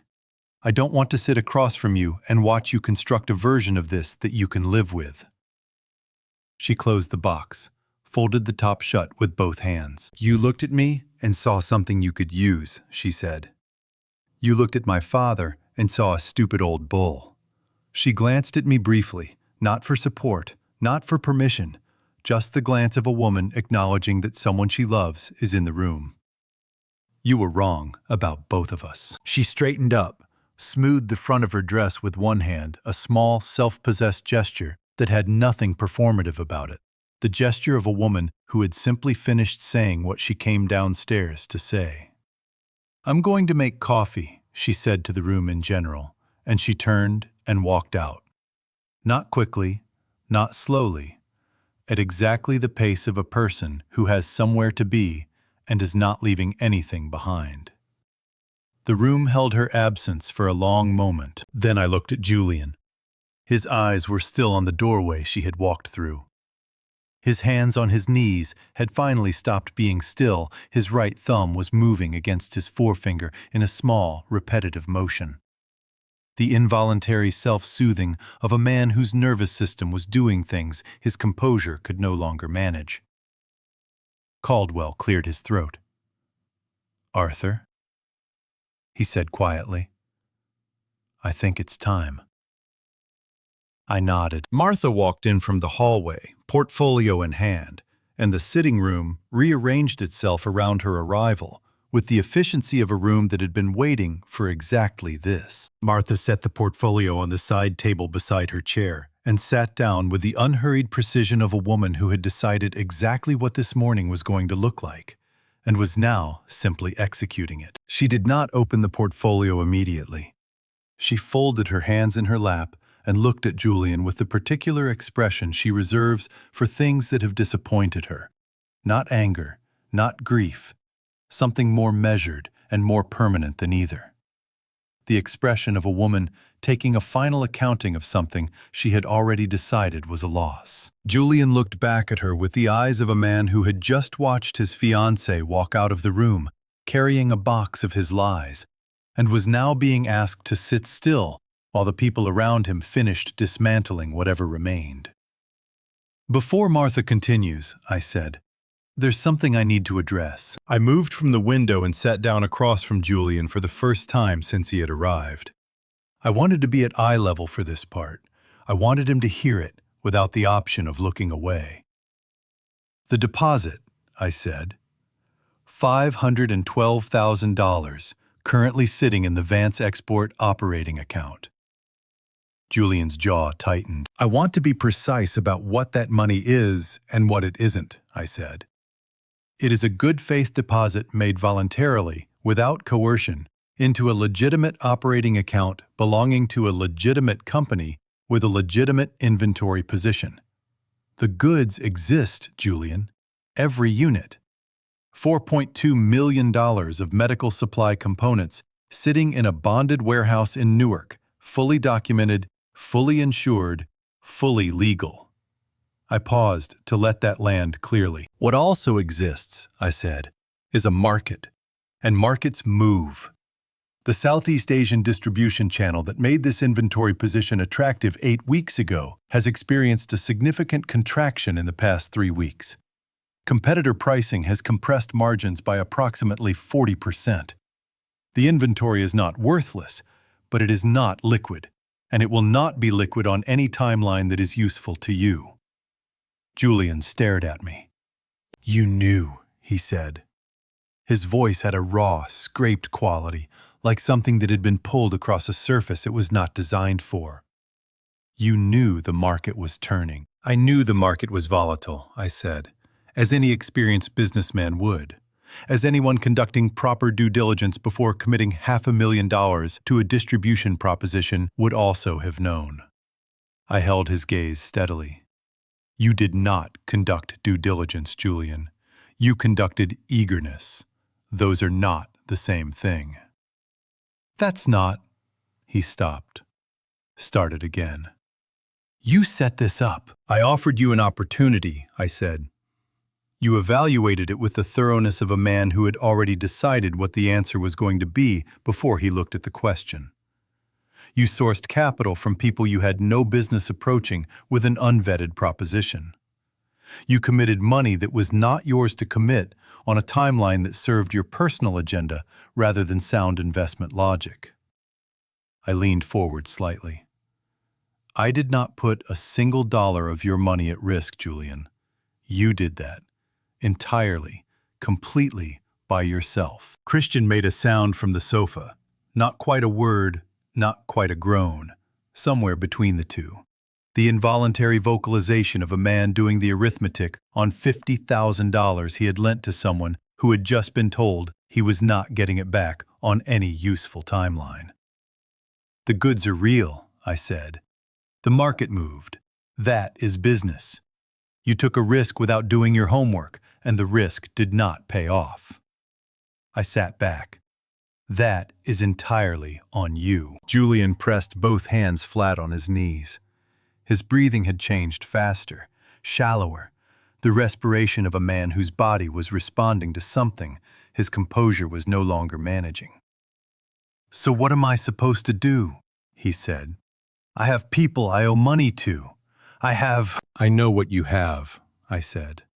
"I know exactly what you have, because I have been watching you build it for 3 weeks." I paused. "What you have, Julian, is the consequences of your own decisions, and what you do with those is not something I have any interest in solving for you." Caldwell reached into his briefcase and withdrew one final document. He set it on the coffee table with the same measured economy he had used for everything else this morning. "This," he said, "is a personal matter between Mr. Cross and myself that my attorney will be addressing separately. I won't discuss the specifics in this room."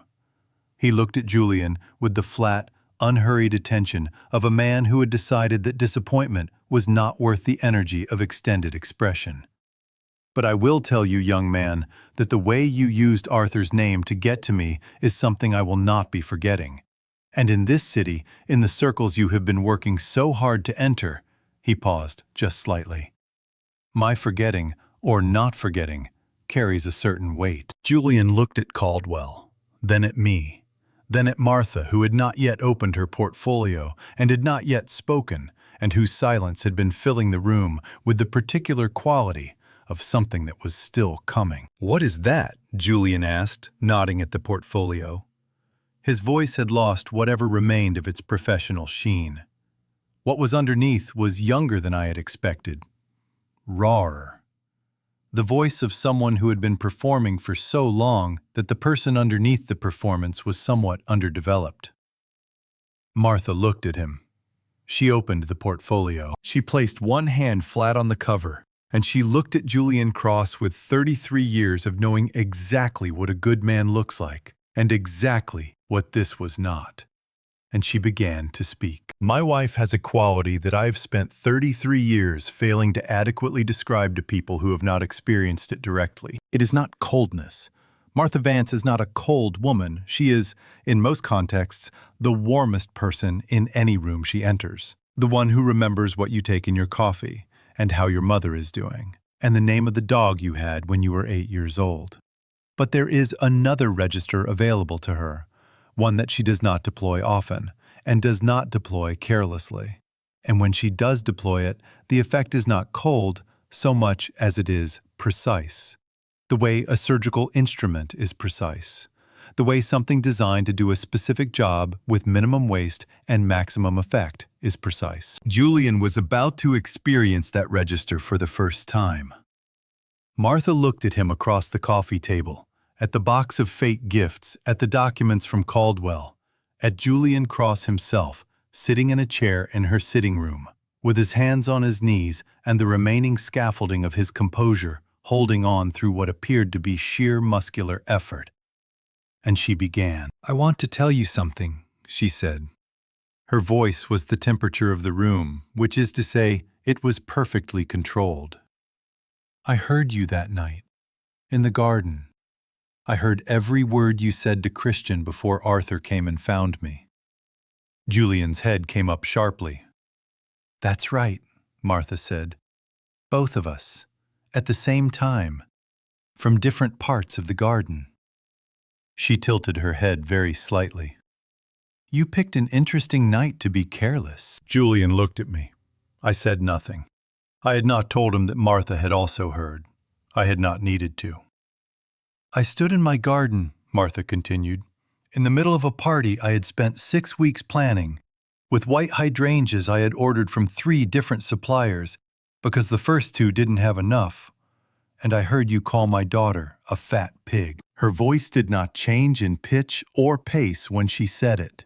That was the thing that made it so difficult to absorb the complete absence of performance around the words, the way she delivered them with the same measured evenness she might use to read a grocery list. And I made a decision right there in that garden that I was not going to scream. I was not going to walk around that corner and confront you and give you the warning that might have made you careful. She paused. I was going to build the room around you and wait for you to walk to the center of it yourself. She opened the portfolio. Inside were 3 documents arranged with the neat precision of someone who had organized them in a specific order for a specific reason. Martha withdrew the first one and placed it on the coffee table facing Julian. "This is a non-disclosure agreement," she said. "Before you assume it protects us, I suggest you read the title." Julian looked down. His lips moved slightly as he read, "Non-disclosure and reputational liability agreement executed against Julian Andrew Cross." "It protects Elena," Martha said. "It protects this family.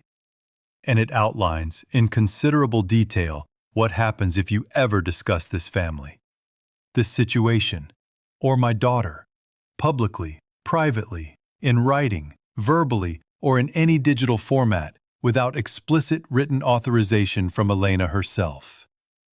She folded her hands on the portfolio.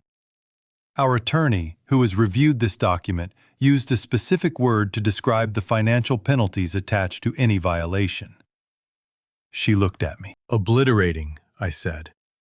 "Obliterating," Martha confirmed with the pleasant finality of someone reading the last line of a document that says exactly what it needs to say. "Sign it." Julian picked up the document. His hands were not steady. The paper moved slightly as he held it, a small tremor that he could not control and could not hide, and did not bother trying to hide anymore because there was nothing left to perform for. "And if I don't," he said. The last attempt, the final probe for a wall that wasn't there. Martha tilted her head exactly 1/4 of an inch. It was a movement I had seen 33 years of marriage produce in response to a very specific category of question. The category of question that reveals that the person asking it has not yet understood that the negotiation is over. "Then the story tells itself," she said pleasantly. "The voicemail, the footage of what you did to our dog, the transcript of what you said in our garden about our daughter and my husband, the documentation of what you told Richard Caldwell about our family's endorsement." She picked up her phone from beside the portfolio and turned the screen toward Julian. "I have a group thread. Chicago Business Community, 431 members. Arthur's colleagues, our social circle, the professional network you have spent the past 8 months positioning yourself to enter." She set the phone back down. "I composed the message 3 days ago. It is sitting in my drafts folder. Sending it would take approximately 4 seconds." The room held that for a moment. Christian stood up from the sofa abruptly, with the energy of a man whose body had decided it could not remain seated any longer.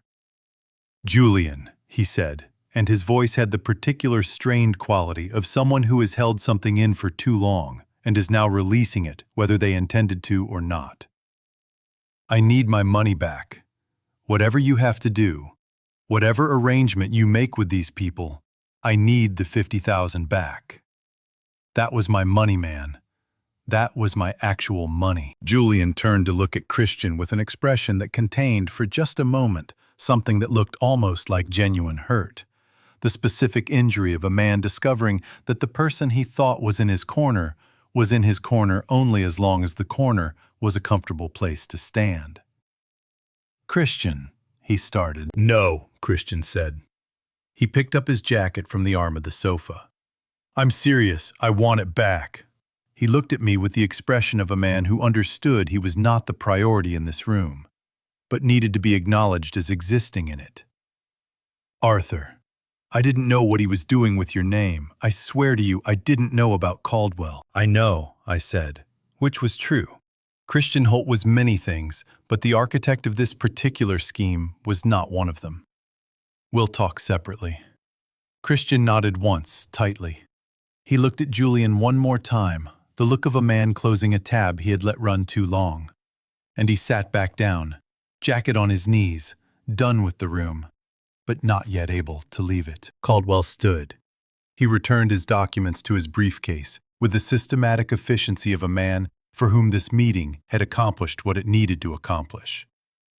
He shook my hand, nodded to Martha, and looked at Julian one final time. "Good luck to you," he said to Julian.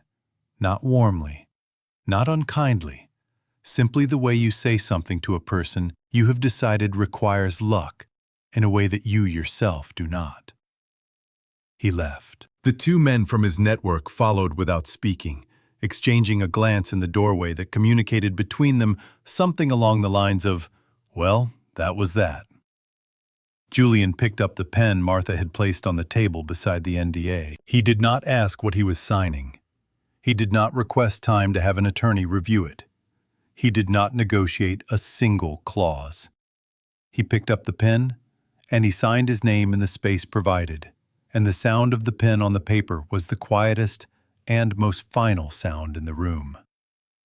Martha collected the document, slid it back into the portfolio, closed the portfolio with a soft click that landed in the room like a door being shut on something that would not be reopened. She stood, straightened her jacket, looked at Julian Cross for the last time with the expression of a woman who has looked at something she needed to look at and no longer needs to look at it. "I knew what you were," she said, "the morning after that party.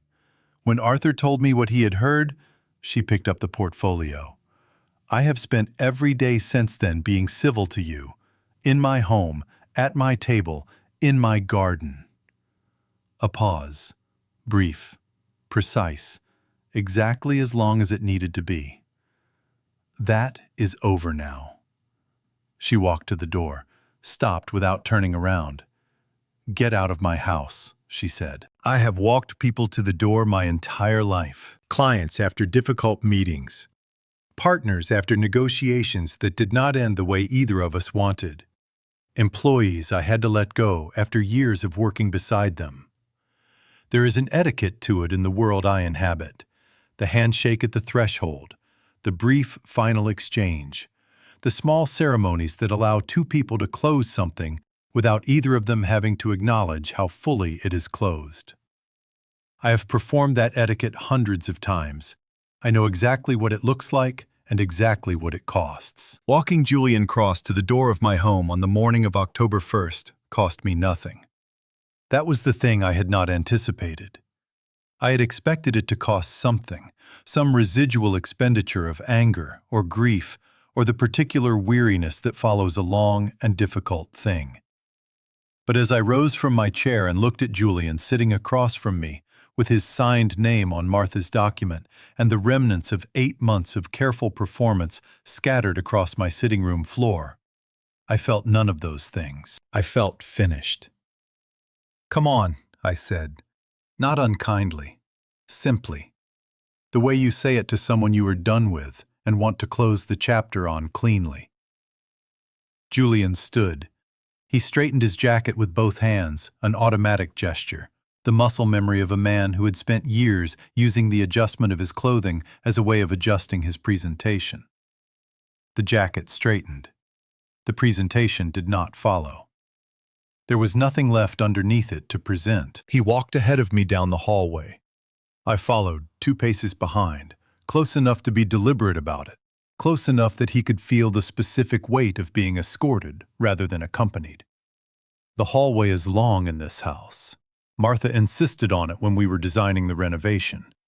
Said she wanted a house that felt like it took you somewhere when you walked through it. It had never felt longer than it did that morning. We passed the framed photographs on the wall. Elena at 6, missing her 2 front teeth, laughing at the beach in Montauk. Elena at 14, in the school production of something she had rehearsed so hard she had memorized every other cast member's lines along with her own. Elena at 22, the day she graduated from Columbia, her arm around Martha's shoulders, both of them squinting into the same October light that was coming through the windows now. Julian did not look at the photographs. I looked at all of them. At the front door, he stopped and turned. He looked at me with the eyes of a man conducting a final search of a room he was being asked to leave, looking for something he might have missed, some angle that had not yet been tried, some version of this ending that he could walk away from with something still in his hands. I had seen that look before. Not often, but enough times to know what it meant and what it did not mean. It meant he had nothing left. "Arthur," he said. His voice was quieter than I had heard it. The performance register was gone entirely now. What remained was smaller, younger, the voice of a man who had built a very elaborate structure and was standing in the rubble of it, trying to decide who he was without it. "I want you to know that Julian," I said. He stopped. I looked at him the way I look at a calculation that has come out wrong, not with anger at the numbers, not with surprise at the error, just with the steady recognition of a man who has seen enough wrong calculations to know exactly what he is looking at, and what it means for everything built on top of it. "Whatever you are about to say," I said quietly, "it is for you, not for me. You need to say it because you need somewhere to put it. I understand that." I paused. "But I don't have anywhere for it, and I don't need it." He closed his mouth. I opened the front door. The October morning came in cool, thin-lit, the particular quality of New York autumn light that makes everything look slightly more real than it does in summer. Like the city has removed a filter it wears for tourists and is showing you its actual face. A taxi moved slowly up the street. Two women walked a pair of dogs on the opposite sidewalk.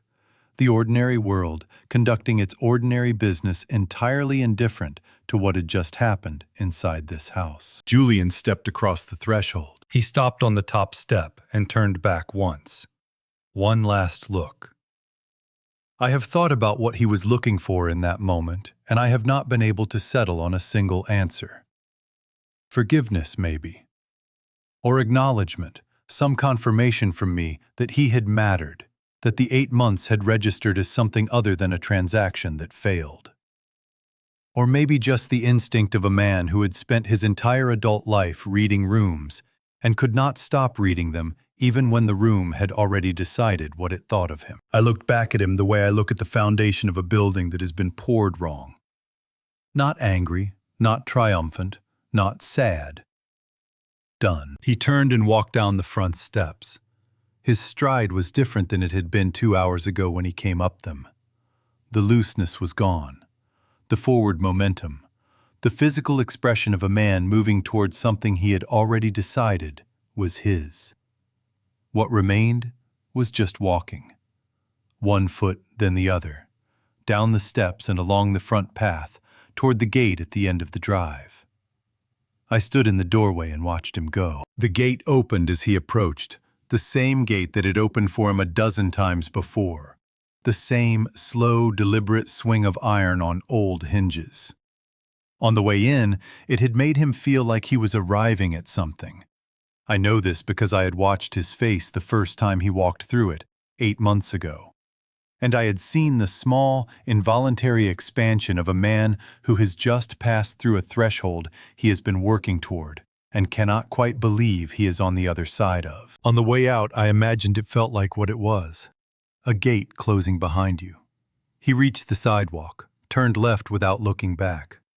The October crowd absorbed him. The taxis, the dog walkers, the delivery trucks, the 10,000 people moving through the Upper East Side on a Wednesday morning, without any interest in or knowledge of what Julian Cross had just left behind him. In 30 seconds, he was gone. I stood in the open doorway for a moment longer, looking at the street where he had been. The air came in cool and smelled like October and car exhaust, and the particular mineral smell of New York pavement after a cold night, which is one of those smells that if you grew up here, goes directly to some part of you that lives below conscious memory. I grew up 8 blocks from here. Different circumstances, different version of the neighborhood, but the same October air, same smell. I had stood on sidewalks like this one at 22 years old with nothing in my pockets and a great deal in my head. And I had made a series of decisions that led eventually here, to this doorway, this house, this morning.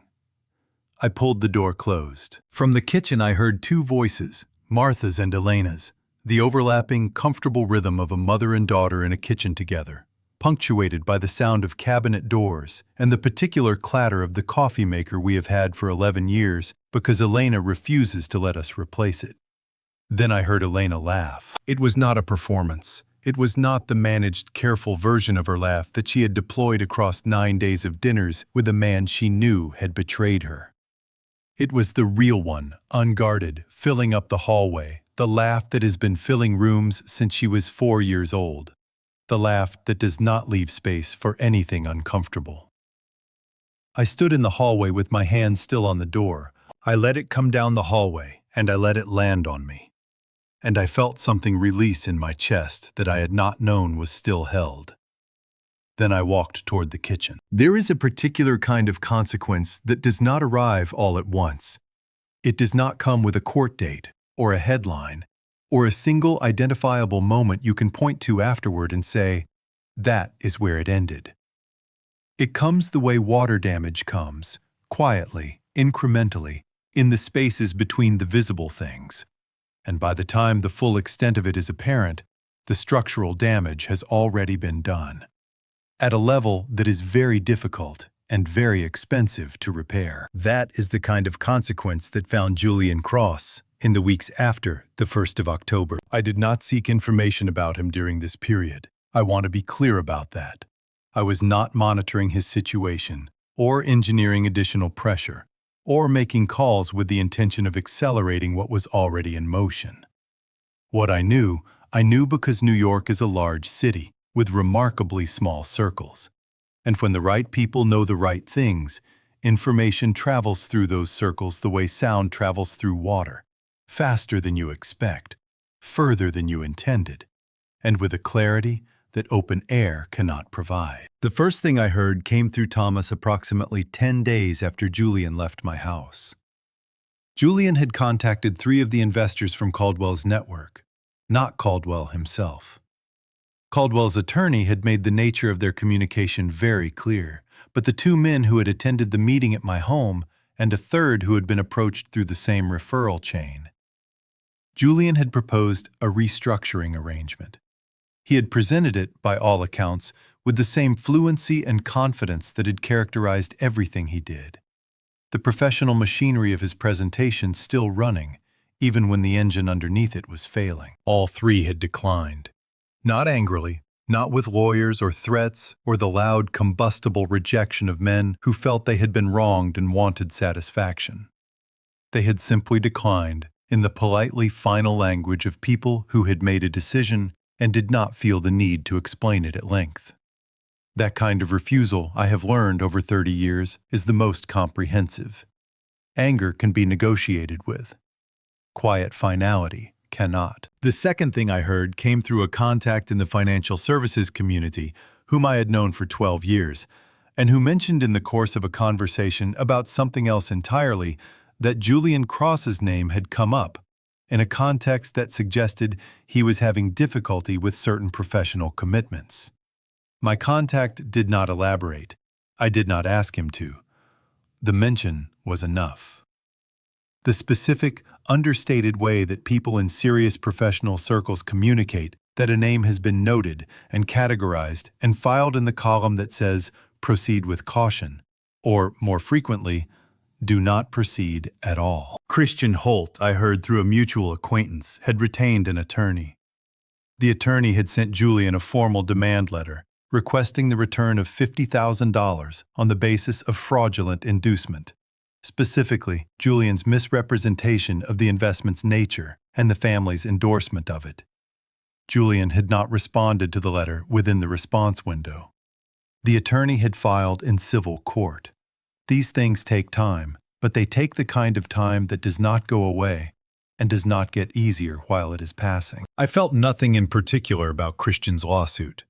Christian Holt had stood in my garden on the night of the rehearsal dinner and raised his glass to Julian with the self-satisfied grin of a man celebrating his friend's cleverness.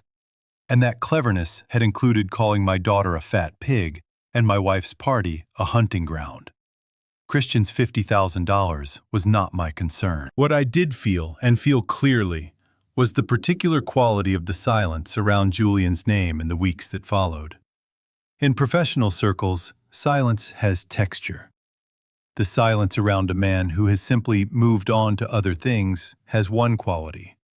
The silence around a man whose name has been noted and categorized has another, denser, more deliberate. The silence of people who have not forgotten, but have decided that the most appropriate response is to say nothing, which, in certain contexts, says everything. Julian's name had acquired that second kind of silence. No police, no criminal charges, no courtroom drama. Nothing that would have given him the opportunity to perform his way through a public proceeding, or reframe the narrative, or deploy the specific talents that had served him for 30-some years of moving through rooms and making people believe he was exactly what they needed him to be. Just doors that had been open and were now closed. Just names on lists that had been available and were now unavailable. Just the slow, comprehensive, entirely impersonal mechanism of a professional community that had received information about someone and updated its assessment accordingly, without ceremony, without announcement. The way a body's immune system responds to something it has identified as a threat, quietly, efficiently, and with no particular interest in whether the threat found the response fair. I thought about Julian Cross exactly twice during those weeks. Once, when Thomas sent me the formal documentation confirming that the inventory position had been liquidated at a 62% recovery, meaning Julian's $512,000 deposit would, once the accounting was finalized, return to him approximately $317,000, minus transaction costs, minus the administrative fees outlined in the good faith deposit terms he had agreed to. The math was not good for Julian. But the math was the math, and the math was legal, and Julian had made it himself. The second time I thought about him was on a Thursday evening in mid-October, when I was walking Biscuit through the back garden in the early dark, and he stopped at the corner near the garden bench, the spot where he always stopped, where the hydrangeas were thickest and the light from the terrace reached its edge. And he looked up at me with the patient, forgiving eyes of an old dog who had already moved on from everything that had happened in this garden, and was ready, if I was, to do the same. I scratched his ears. "Yeah," I said. "Me too." We walked the rest of the garden in the comfortable quiet of two old creatures who had been keeping each other company for 11 years and had long since stopped needing to explain themselves to each other. When Elena called 3 days later, her voice coming through the phone from somewhere above the Atlantic, with the particular bright quality of a person who has made a decision about where they are going and is already emotionally there, I was sitting on the back terrace with a glass of the Burgundy left over from the per se lunch because I had brought the bottle home and it seemed like the right thing to finish. "Dad," she said, "Martha and I are in Florence." "Dad," she said, "Martha and I are in Florence."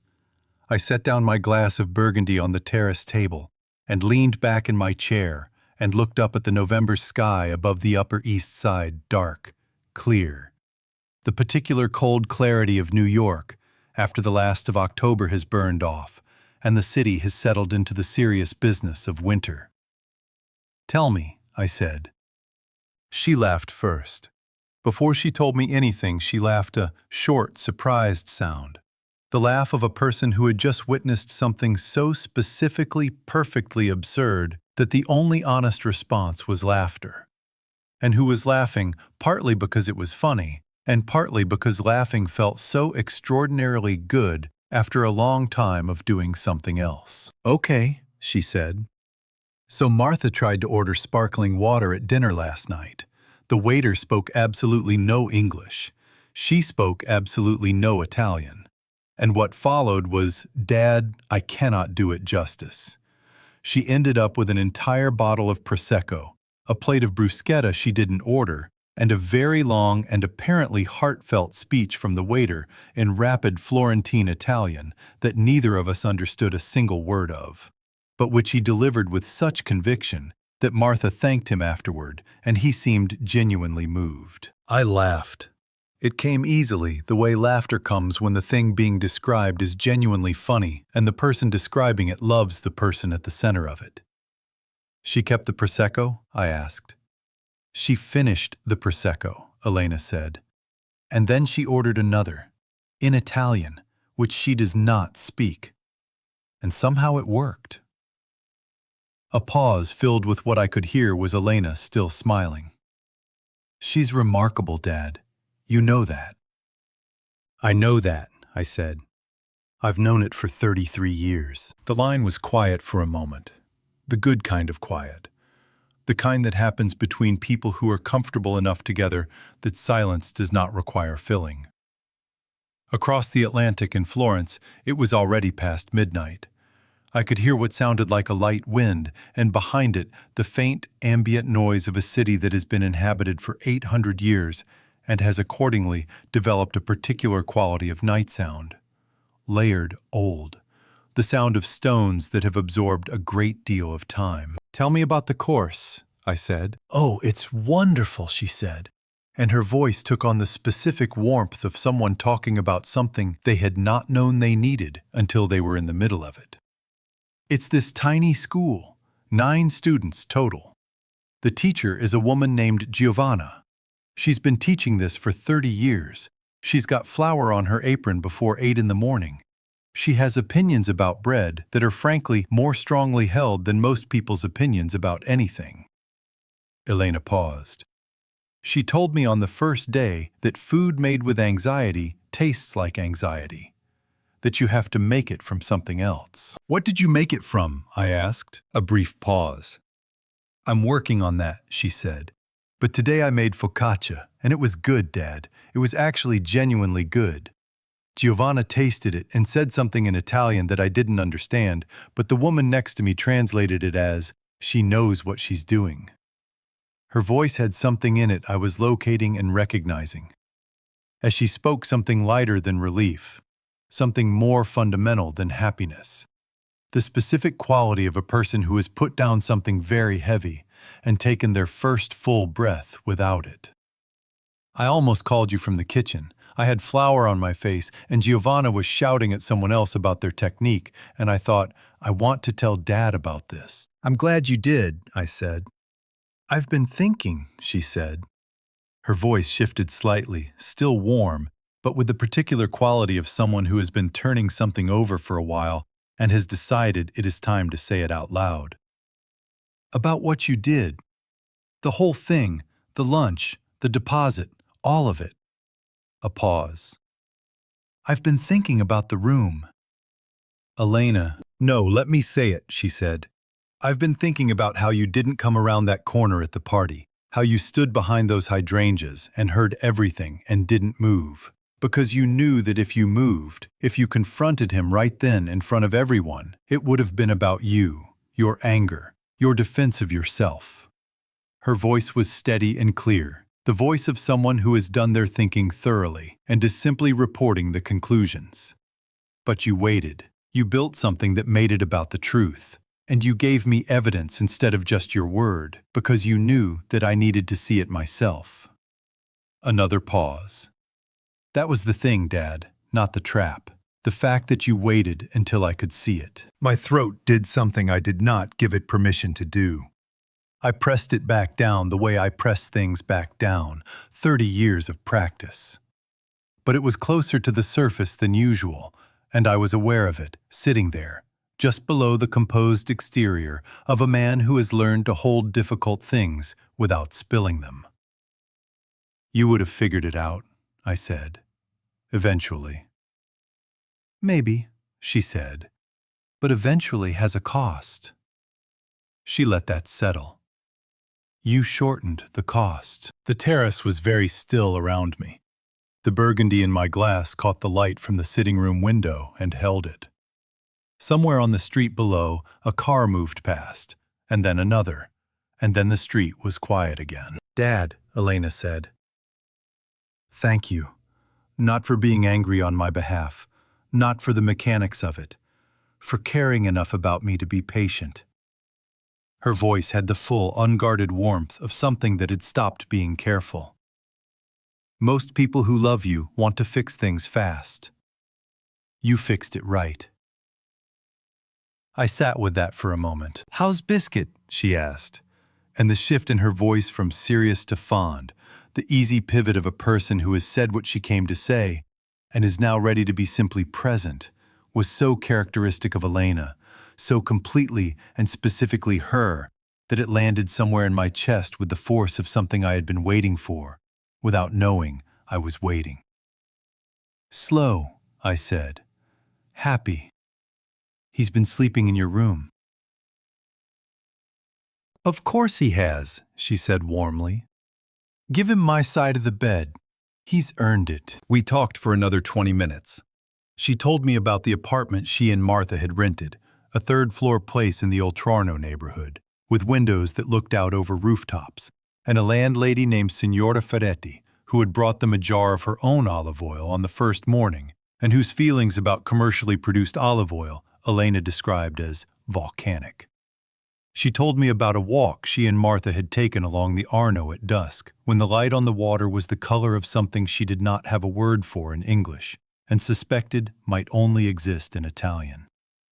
She told me about a bookshop she had wandered into, where the owner had recommended a novel she had never heard of, and how she had bought it and read 40 pages in a cafe that afternoon, and could not stop thinking about it. She sounded like herself. Not a version of herself that had been adjusted and managed and quietly diminished by 8 months of living inside someone else's careful construction of who she should be.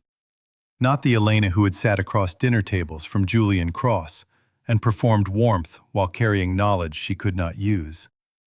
Not the Elena whose laugh had acquired over the past year a fraction of a second of delay, that barely perceptible hesitation of a person checking the room before she lets herself be fully present in it. Herself. Fully. Completely. With flour on her face and Prosecco she hadn't ordered, and a walk along the Arno at dusk, and 40 pages of a novel she couldn't stop thinking about, and the specific, irreplaceable quality of a person who has found her way back to the version of herself that existed before someone decided she was a corridor to something else. When we said goodnight, she said, "I love you, Dad." "I love you too, sweetheart," I said. "Get some sleep." "It's midnight," she said. "We're going to a jazz bar."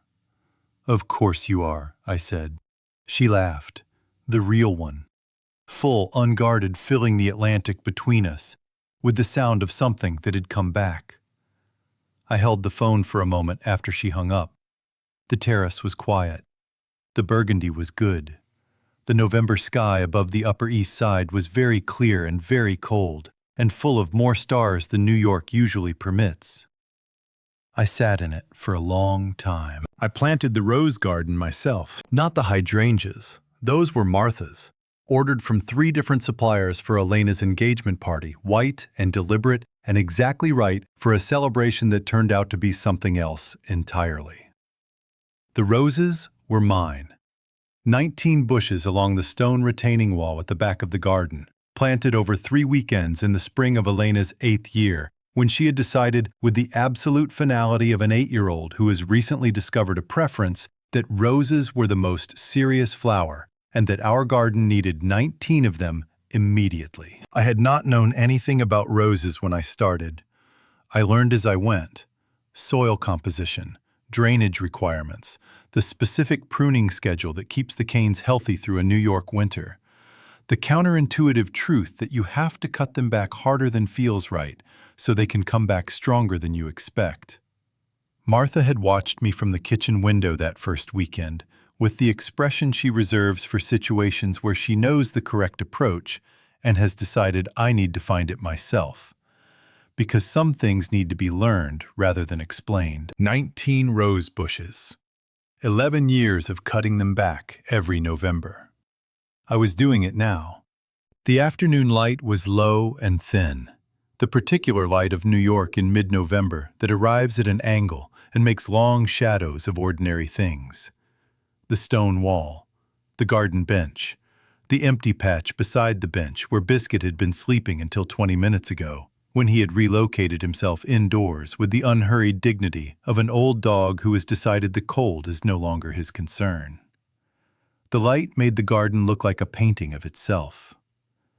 I have always loved November for that, the way it makes familiar things look as though someone considered them before placing them there. I worked through the first 3 bushes without thinking about much of anything.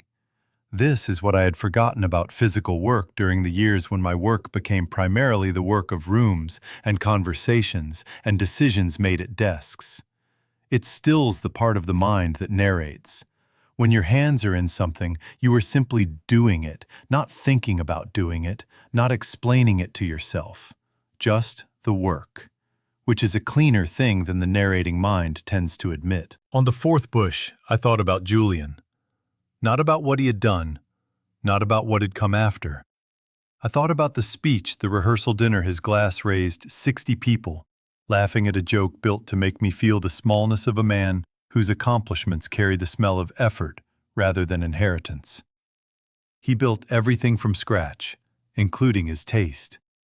I looked around the garden.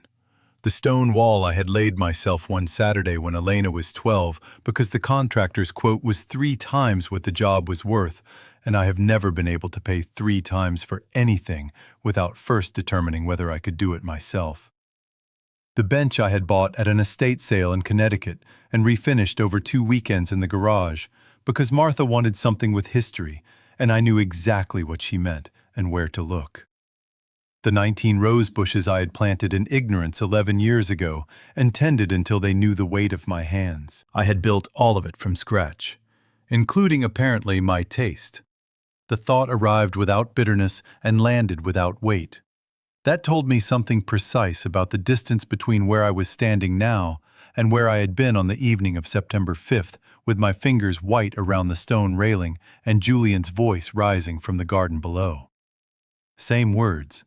Completely different amount of damage they could do. I finished the 4th bush and started the 5th. After another hour, I went inside, washed my hands at the kitchen sink, and dried them on the blue linen dish towel Elena brought back from Vermont 3 years ago.